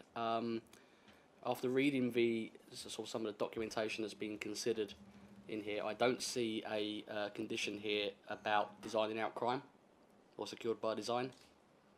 And also there's nothing to do with the proposed in the outline scheme that was won an appeal about the what's it called? Find it now. The traffic management plan, the whether it's for staffing to find location to the buildings. Obviously, there's no footpaths there, there's no bus stops down there, so I don't see conditions that relate to those. If that could be clarified, please. Thank you. So for the Reserve Matters application, we can't add additional conditions that weren't previously outlined in the outline permission. We've enhanced some of the conditions, such as the design conditions and the landscaping conditions. But most of the conditions are within the outline permission that has already been agreed. Christine, have you got anything more to add? And you read them together as the outline and the Reserve Matters. I'll just come back on that one. So in terms of the outline appeal, on paragraph 77 of the inspector's report, it says, I have not required a submission of an energy and sustainability strategy as there is no policy requirement or definition of this, blah, blah, blah, blah. I am also satisfied that this and whether the development would meet the requirements secured by design can be adequately considered at Reserve Matter stage with details of the appearance and layout of the building. That's paragraph 77 of the appeal notice. So we can do it. Yeah.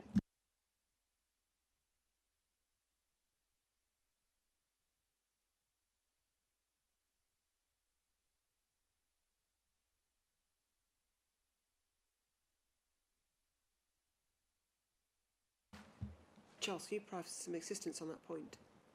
On the point on the design out crime point.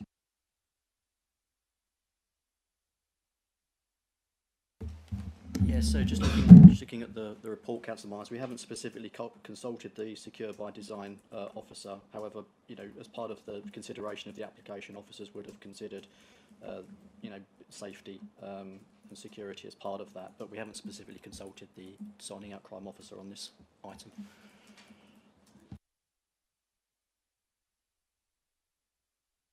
I think, Charles, the question that Councillor Myers is asking is whether we can also put additional condition on requiring that to be looked at. I don't generally need one.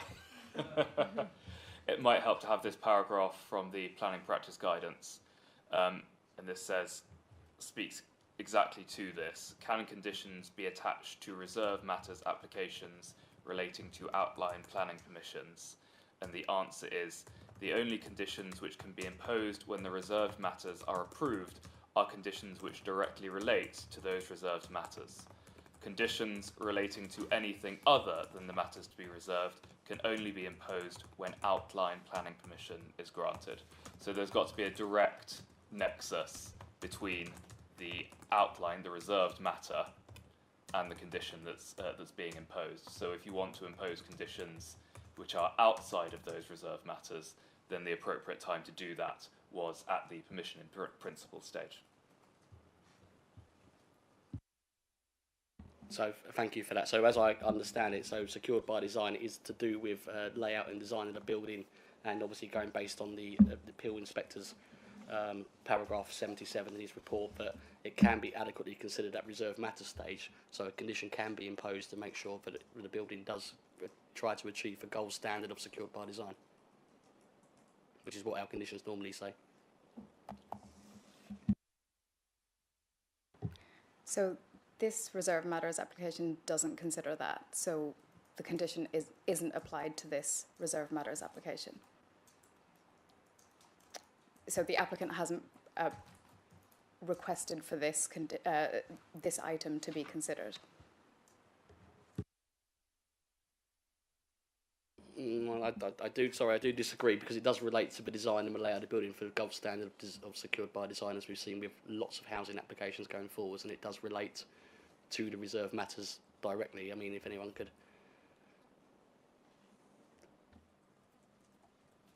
No? See, Charles is typing away.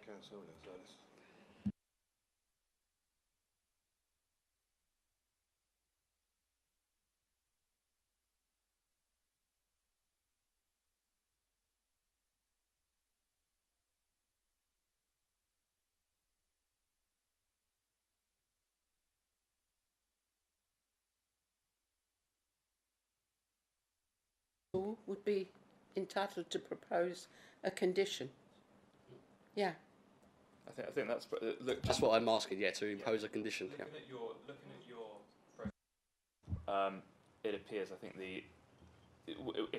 if you, Councillor Myers, as a member of the committee, disagree with the officer, you're entitled to propose that a condition is added. Now, my legal advice to you is that it is risky. It is not immediately obvious to me that secured by design is to do with appearance, landscaping and layout, but I think were I asked to defend you, I would argue that it is a matter of planning judgment, and that you exercised yours appropriately. So it comes with the caveat that you're running a risk of challenge. If you're prepared to accept that risk, and of course, I'm sure you already know this, but when you are challenged and you've done something that is contrary to officer advice, you run a higher risk of an adverse costs award against you. If you are, as a committee, as a council, prepared to accept those risks, then you're entitled to do so. I am satisfied that the secured by design condition should be added based on paragraph 77 of the appeal notice, that secured by design can be adequately considered at reserved matter stages, and a condition to be put in by this, propose a condition be put in by this committee that the building meets gold standard, or tries to meet gold standard of secured by design. Formally proposed. I'll second it.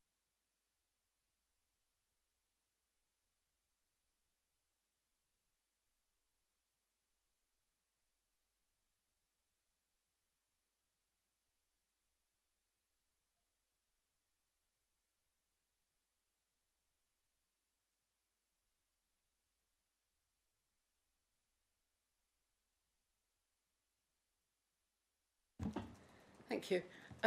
Any more clarifications? Councillor Blake. Yeah, just on that, if it needs to be seconded, and I'm not sure, Councillor, it needs to be seconded, I would 100% second that. This is one that slipped through. Obviously, for this one, I wasn't on the planning committee, because ever since I've been on the planning committee, I've made sure everything is secure by design. So I think this council have got a precedent set that they actually, on almost everything possibly since that date, has been secured by design on any of the application we can possibly do. So I think if it was a case of to justify it in court, if that's where it got, this council could easily prove that the applications that we have accepted for a few years now, we have done everything we can possibly can to make it secured by design. So if challenged, I don't think that they would have a leg to stand on, if I'm being honest. Okay, would you like to come back on that, Shanley? If everyone agrees on that, I'm happy to go along with that.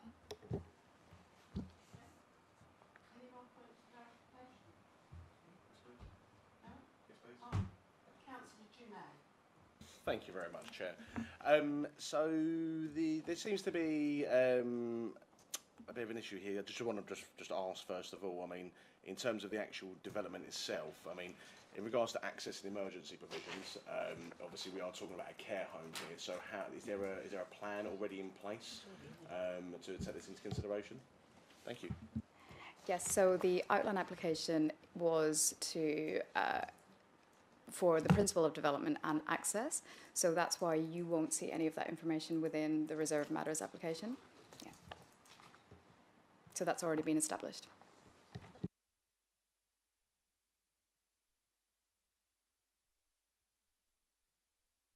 I just have one more question. Sorry. Excuse me. So I'm just trying to draft I'll possibly ask Councillor Myers a couple of things. 127. Okay, thank you. But not now. It's Councillor Junno. Thank you. So how are staff expected to reach the site without any bus route or pedestrian access?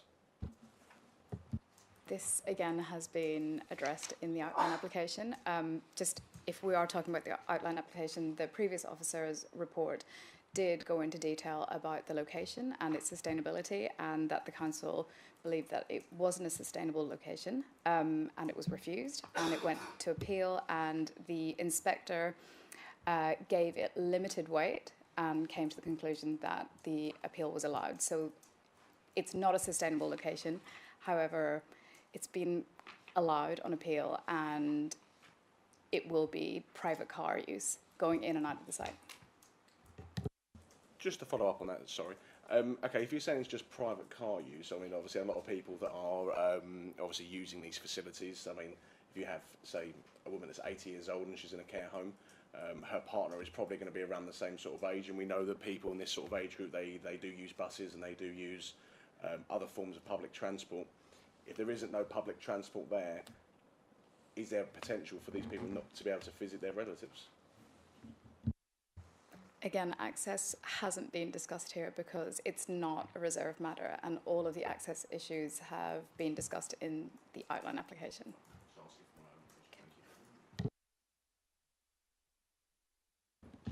Thank you. Did you want to? Yeah, sorry, Councillor Mitre. It may got the specific wording in mind, in which case you'll save me some time. If not, I'm trying to figure out what you mean by gold standard secured by design. I think Charles knows what I mean, because there's been on many conditions for different schemes in the past. Yeah, we have a form of words that we can use. I just would like to, if it's okay with you, have the discretion to agree the specific wording with the chair, just to check which is the correct secure by design standard we're looking for. I think it's a commercial rather than our homes one, just because of the nature of the use. So I just wanted to check that. But we could maybe agree that with the chair if you're agreeable in principle to that condition.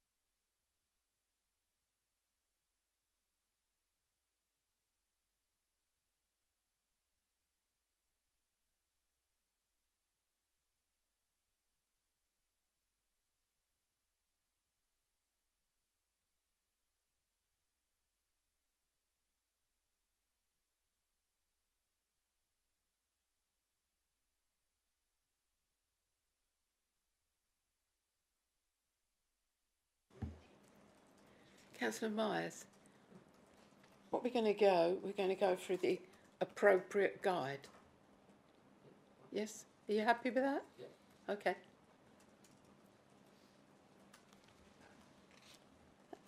Yeah. That's it. Don't have to go for no amendments.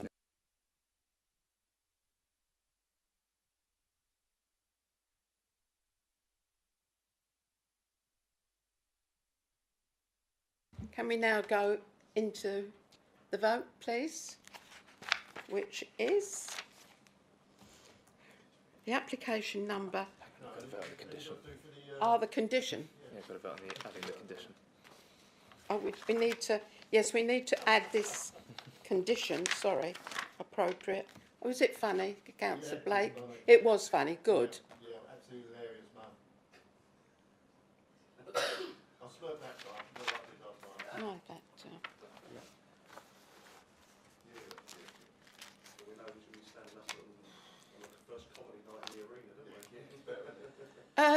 Do you mind? No, not at all. No, I do. Would it be helpful if I just read out the condition? Yes, please. That one there. Thank you.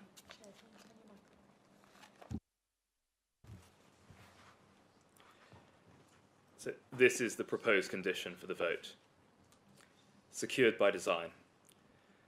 The development hereby permitted shall use reasonable endeavours to achieve a gold award of the appropriate Secure by Design guide, or any equivalent document superseding the 2023 guide.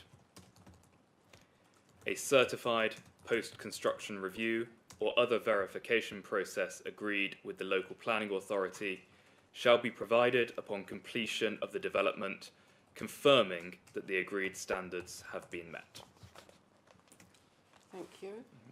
So the recommendation stands at number 250. Reserve matters, consent. Pardon? Surely we've got to vote on the amendment first and then not the... No, it's not an amendment. No, it's not an amendment. It's not an amendment.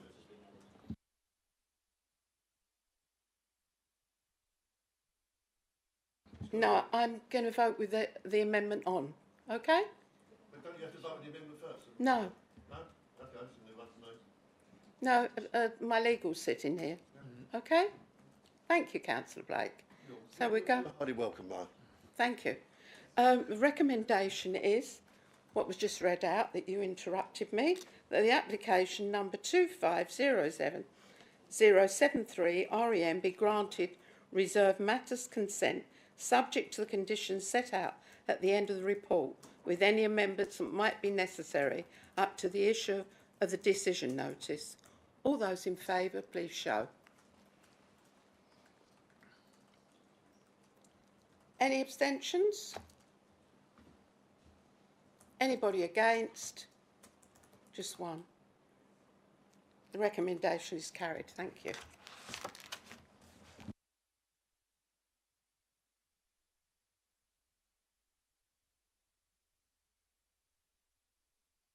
We will now go on to item 6, which is planning application number 240123994, proposed up to 36 MW battery storage facility, BESS, and associated infrastructure, including cabling, boundary, treatment and access work, Lower Dunton Road, Langdon Hills.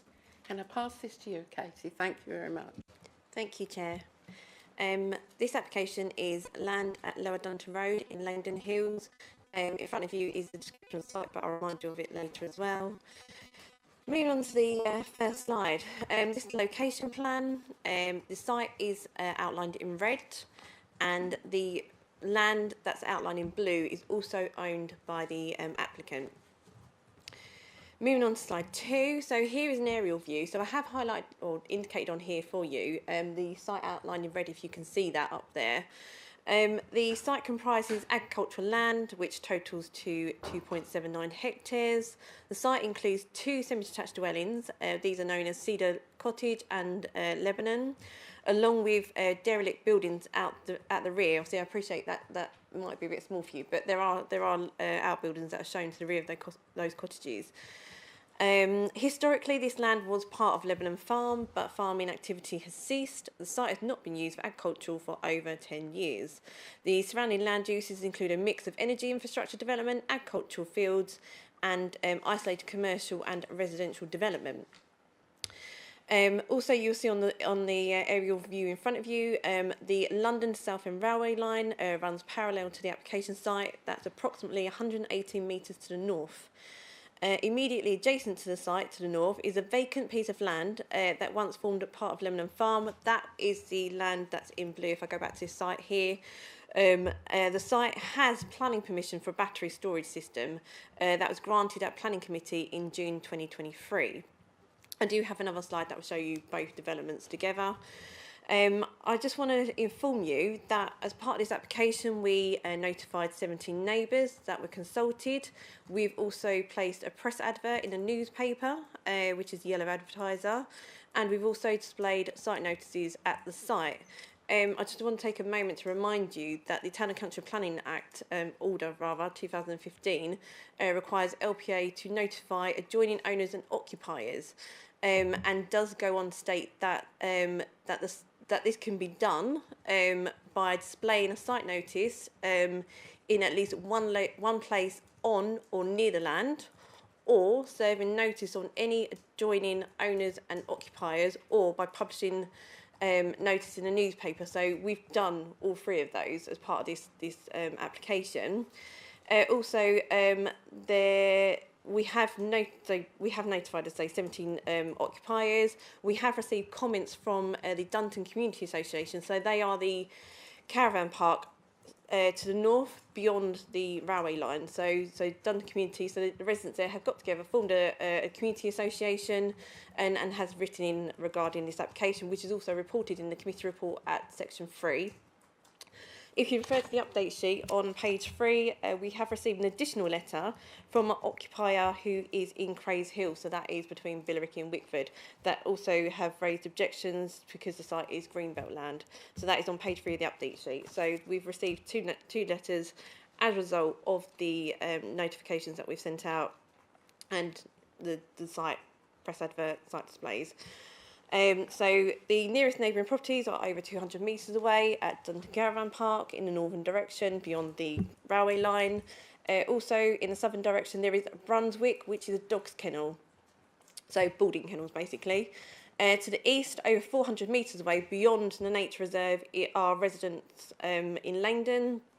As I say, they're 400 metres away. There is intervening railway embankments. There is dense vegetation, fishing lakes surrounding this application site between any kind of this application site and neighbouring occupiers. The proposed site is also located in the Greenbelt. You've also got Langdon Nature Reserve, which is located to the east and south of the site, which is a site of special scientific interest, which is SSSI.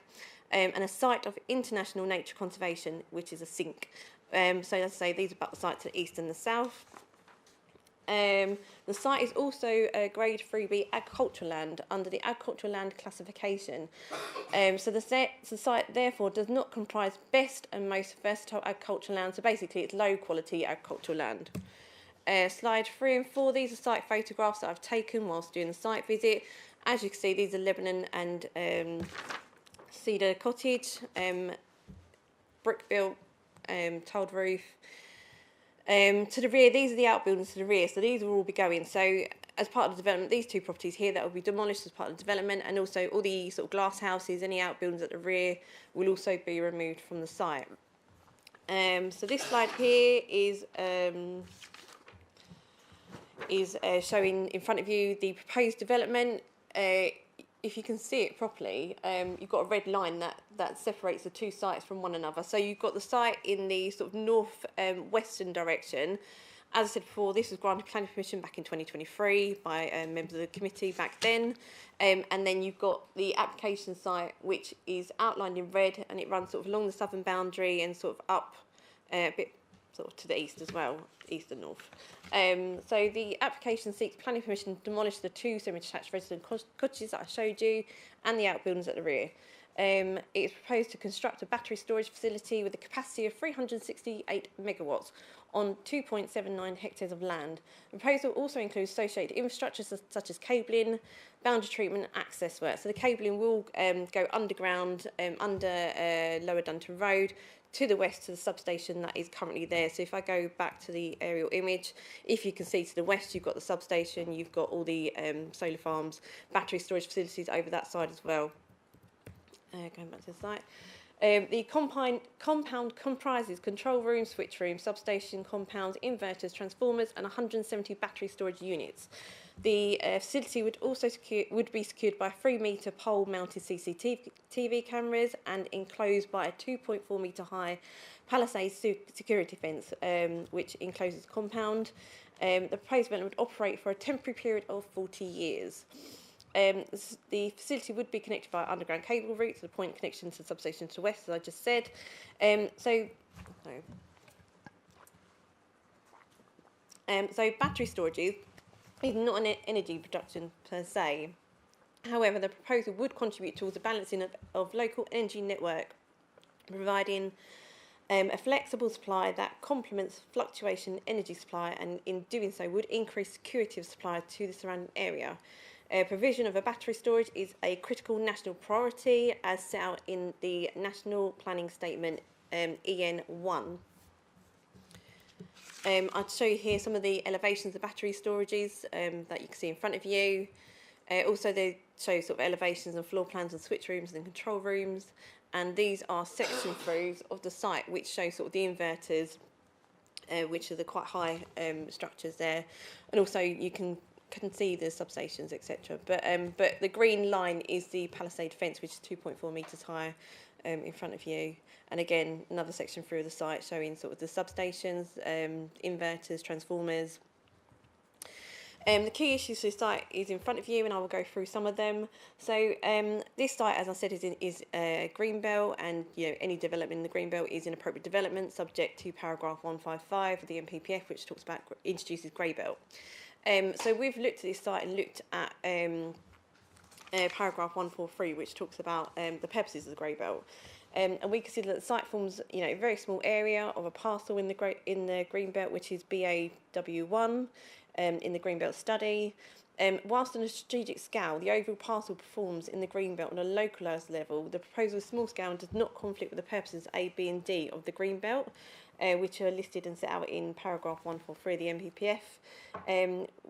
The proposal has been fully considered against paragraph 155, and it is considered that the proposal meets this paragraph. Going on to sort of openness of the greenbelt, the proposal would have an impact on the openness of the greenbelt, albeit limited given the duration of development in small scale. The proposal is considered to meet paragraph 155 of the MPPF at the site and is considered to be greybelt land and meeting the requirements of the MPPF paragraph 155, thus not constituting inappropriate development. Nonetheless, if members reach a different conclusion and deem the development inappropriate, the suggested very special circumstances have been thoroughly considered in section 5.5 in the report, and these relate to increasing renewable energy generation, climate emergency, energy security, biodiversity net gain, economic and social benefits of the scheme, and the temporary use. I'm going to go into locational suitability of the site, just because we had an alternative site assessment submitted with the application, and that demonstrated that the proposed site for this particular battery storage is the only viable location within the proximity to the designated point of contact at Lower Dunton Road substation. The applicant initially assessed land within 600 metre radius of the point of contact, connection rather, identifying constraints such as unavailable residential land, designated nature conservation areas, and existing energy infrastructure. The search was then extended beyond 600 metres to non-greenbelt locations, including Southfield Business Park and Mandeville Road, but these were found to be unsuitable due to excessive cabling distance, physical barriers like railway embankments, and financial impracticalities. The alternative site assessment confirms that all nearby alternatives are either unavailable, environmentally constrained, or economically unfeasible. In contrast, the proposed site benefits benefits from a confirmed grid connection and proximity to the point of connection, making it technically and locationally appropriate. This alignment with national policy objectives for low carbon energy infrastructure lends very significant weight to the site's suitability in planning balance. If I move on to the housing stock, obviously we note that there are going to be the loss of 2 occupied residential dwellings and agriculture outbuildings. Given Basildon Borough Council's current housing land supply of just 1.88 years, well below the required 5-year land supply, this loss is a material consideration and weighs against the proposal. However, while the impact on the housing stock is acknowledged, the scale of loss is limited because there's only 2 of them that will be demolished. In the context of strategic importance of the battery storage facility in supporting national energy infrastructure and climate objectives, the harm is considered modest and does not outweigh the wider public benefits in the overall planning balance. I also want to take a moment to talk about fire safety. So there was a fire, I think we've only had 1 fire in the UK, and that relates to a battery storage in Liverpool in September 2020. The National Fire Chief Council introduced best practices for fire safety in battery energy storage systems. Additionally, the Department of Energy and Net Zero issued guidance on health and safety in grid-scale energy and electrical energy storage systems in March 2024. I have spoken with the applicant regarding the use of the batteries that are going to be used. They have identified that they will use sun-grow energy storage systems, which demonstrates industrial leading fire safety and reliability. So the proposed use of these units is backed by rigorous testing and advanced safety features. There is a landmark sort of testing which has shown that these batteries can burn for 25-hour burn test, the longest of its kind. These batteries successfully contained thermal runaway, prevented fire spread and maintained structural integrity throughout that test.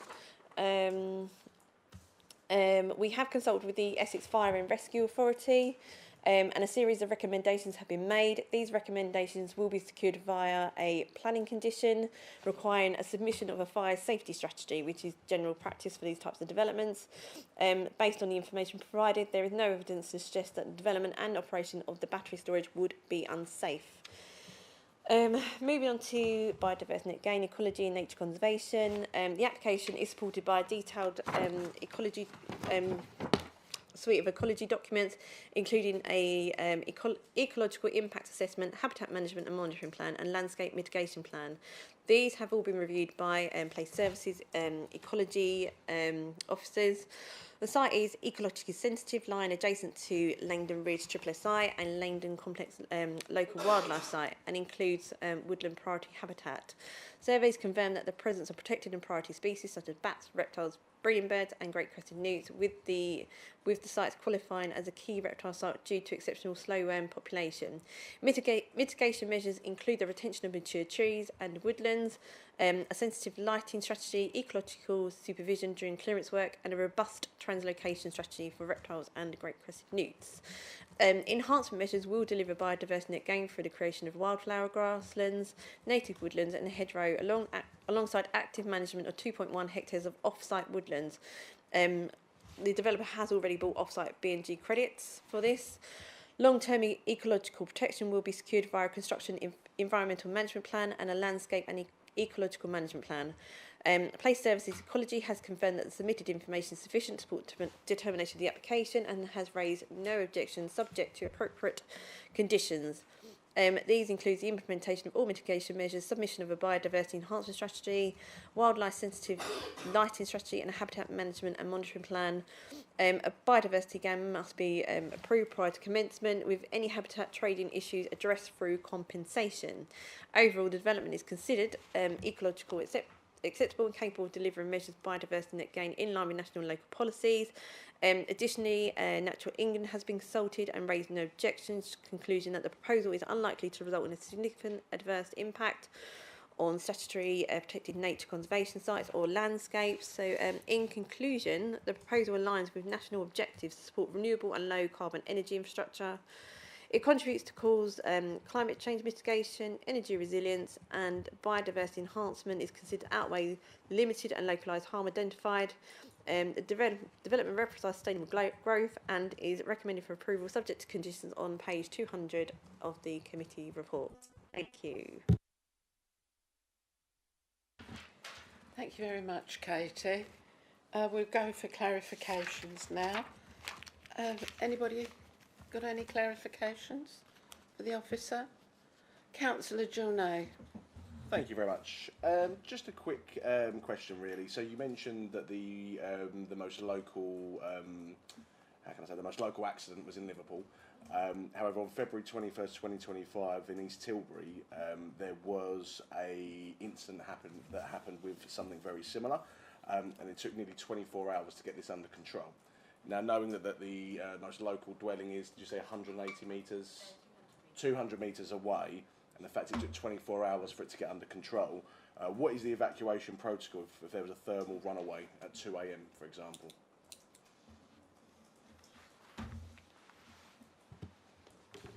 To be honest with you, I mean, that would be, it's not material to this application in terms, I mean, I spoke about the the containment of fires within the actual battery being 25 hours, which I reported in the presentation. But when you say the evacuation of... The evacuation protocol, so what would happen at 2 a.m, for example, if there was a big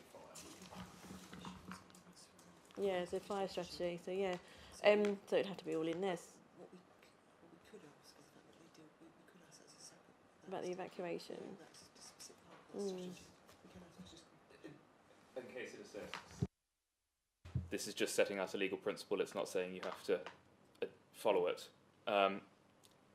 The case of Valero and Plymouth established that where there is an alternative regulatory regime that is expert, you as a planning authority do not need to step into the shoes of that alternative regulatory regime.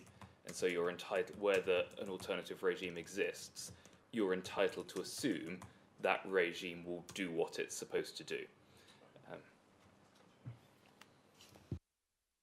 But in this case, we have asked for a fire strategy, and that, so we've asked for that, and Council's completely right. How far that goes is depending on what that looks like.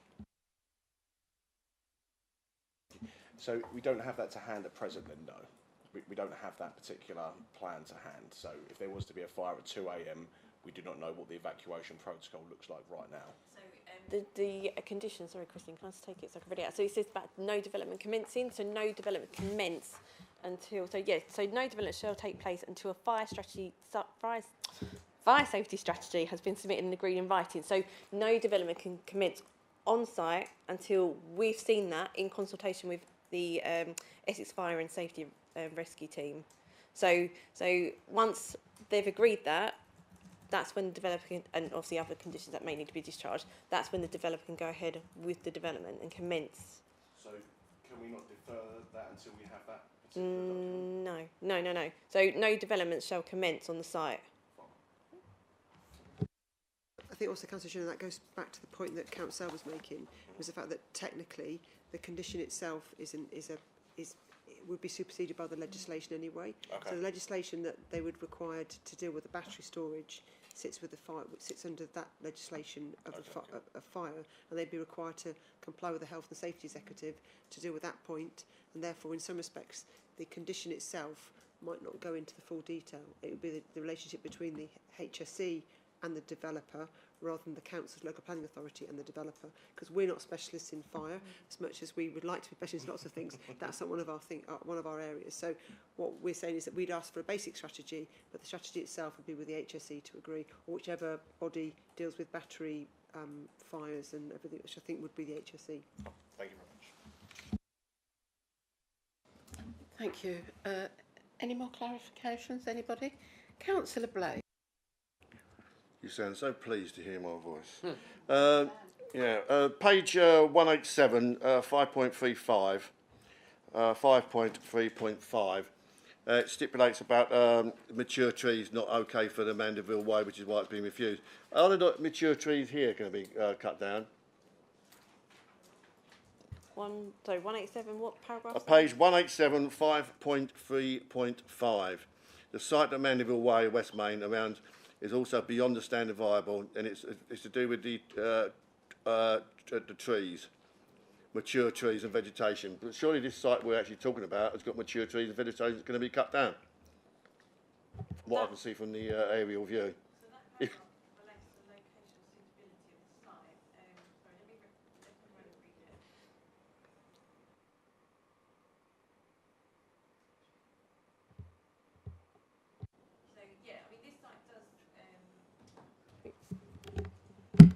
Can you hear me?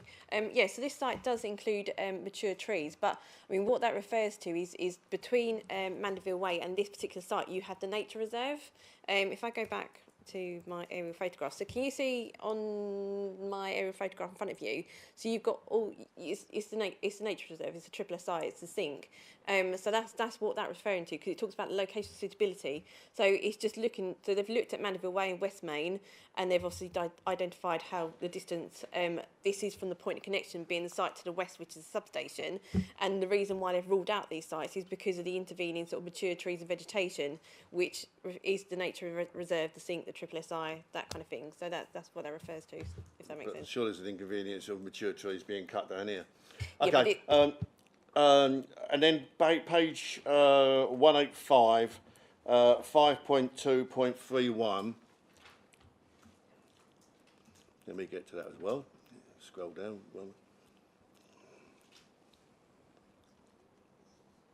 We on it, yeah? The issue there, where it says this, I mean, this is the size of 4 football pitches, by the way. This is the bit why I can't. Despite the anticipated negative impact, the site itself is relatively small. How the hell can 4 football pitches be relatively small? And who decides what's relatively small?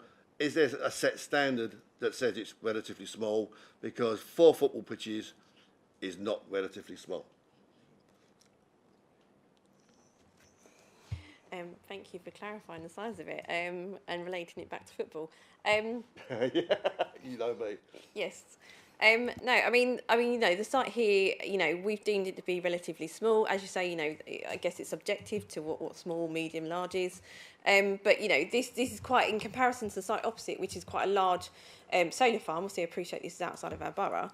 You know, the site itself is relatively small in comparison to that. But, you know, it is subjective, and I'd say thank you for pointing out the scale of size in comparison to your football pitches.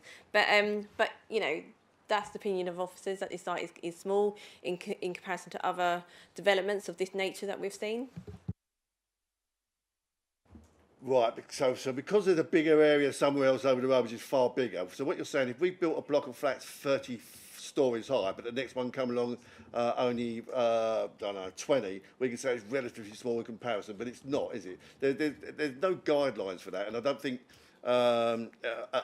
think anyone should be putting that in there saying it's relatively small, because you can't define it. You just can't define that at all. Not in my opinion at all. Can you show me the sheet about the that we always have there about the positives and negatives about the development, please? Yeah, so these positive and negatives are also outlined in the committee report. So obviously the site being grey belt. Yeah. Negative there, all right. Loss of dwellings, impact on the council's current housing estate. Yeah, that's the bit I wanted to make sure that was in there. So because of our 1.88, which seems to be consistent about that, that's what that's referring to. Okay, I just want to confirm that was the case. Thank you. That's brilliant. Thank you, Councillor Blake. Any more clarifications? No. Can I call upon Rob Gandy to come and speak, please? Thank you. Come to the front. Press the red button. Thank you.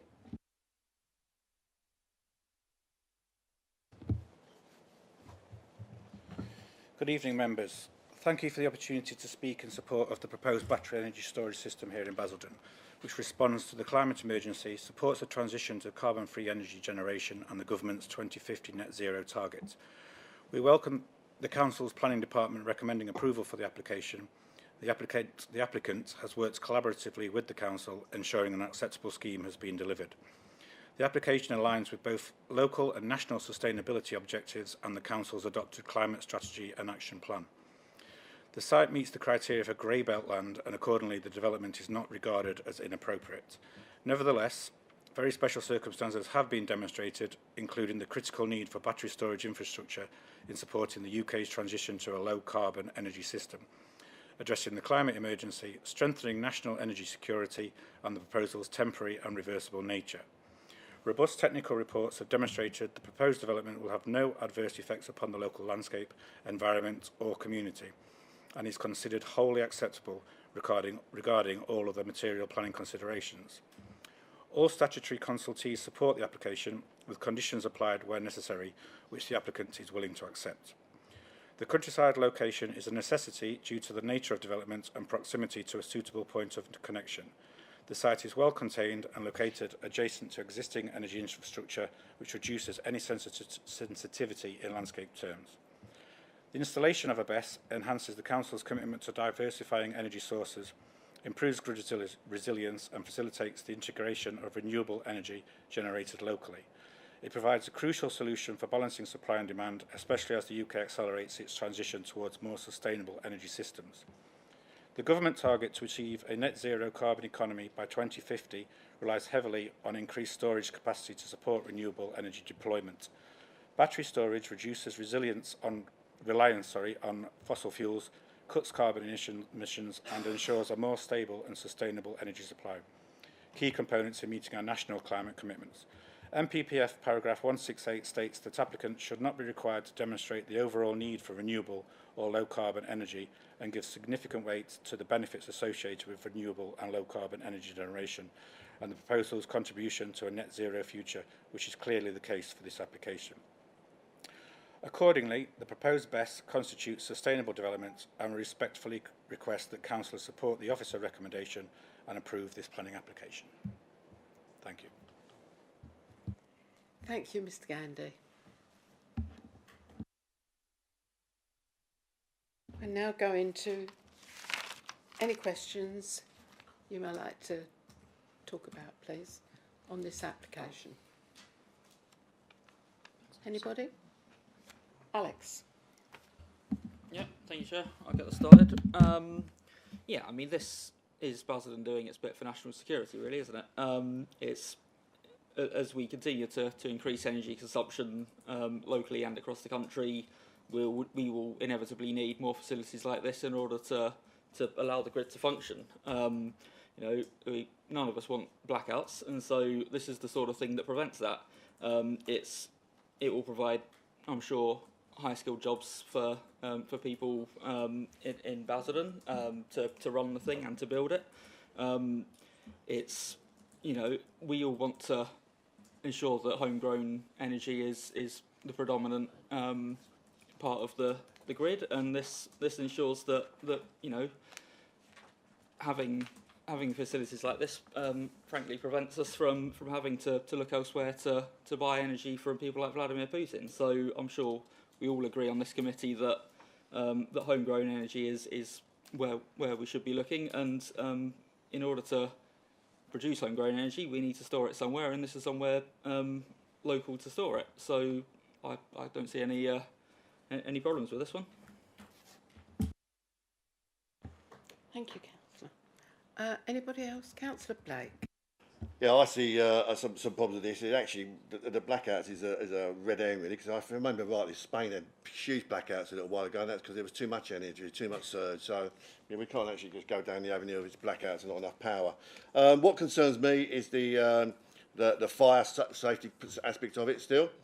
I'd be happier if it was just in an open field. You can say, well, it is an open field, and it's surrounded by trees. So if that does catch fire, which it could do, that you know, we talk about the emergency service getting there. If it's just an open field, then it's not really going to go that far. But we are talking about it catching onto trees that are right by it, on it, in fact. And that will be absolutely devastating. So I have huge concerns regarding that. To say that it's not unsightly is just not true. They are unsightly. You know, anything when you've got a lovely piece of greenery and you shove something on it like what we're talking about now, it's going to be unsightly. Let's be absolutely blunt about that. And what's more concerning, the local people have got to put up with this. are getting no benefit whatsoever. Now, I know there were some areas in the country, and I am happy to be corrected, where they got a discount or something on their council tax, or a discount on certain things because they were supplying something for somebody else, and it was their inconvenience. And that did happen. And I don't see why, if these people are going to suffer, if they're going to suffer, and I hope it doesn't go through, but if they're going to suffer this, you know, and the possibility and the fear of it catching fire, then I actually think that they should be compensated in some way or another, like which has happened before. And that's my concern. So basically, we're saying, you know, build over again the green belt of Basildon, so that everybody else in the country can have a bit of electricity. That's what we're asking again. On top of all the solar farms and all the other things that we're having built in the surrounding areas at the moment, over the whole of Basildon, the huge solar farms. I think we are more than playing our bit in comparison to other boroughs within the country. More than playing our bit. And I just think sometimes we just have to say enough is enough. But I have serious. The solar farms, I'm okay-ish with. This, I have major concern. We have seen what happens. We've seen what happens with these batteries, even to the smallest degree on the scooters that we have that have gone up and down. I have major concerns for the safety of the residents and the fact that we're supplying energy for other parts of the country when I'm sure they've got their own supply, they could be using it. We seem to be, the same with everything else, we seem to be the scapegoat for absolutely everybody that wants to develop things in the country. We shouldn't be doing it. We should put our foot down and say enough's enough. Thank you, Councillor Blake. Anybody else? Councillor Jones.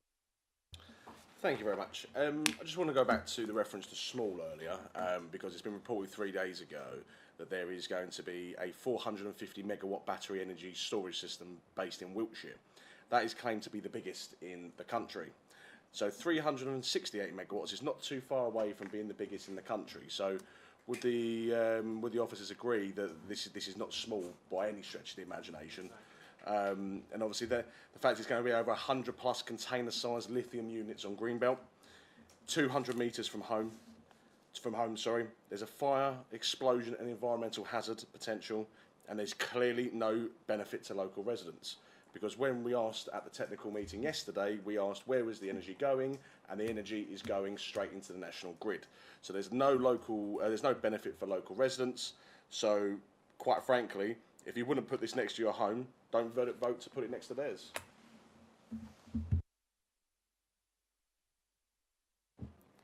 Anybody else? Any more clarifications? Anyone wants to speak? Okay, we'll go straight into the recommendation.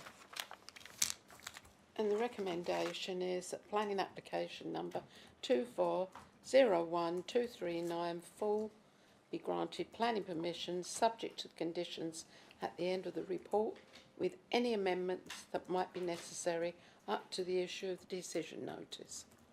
All those in favour, please show. Thank you. Any abstentions? All those against? Thank you. Well, that is the end of our agenda tonight. Thank you very, very much, everybody. Safe journey home. And I want to thank my legal representations and the officers tonight. Thank you. Thank you very much.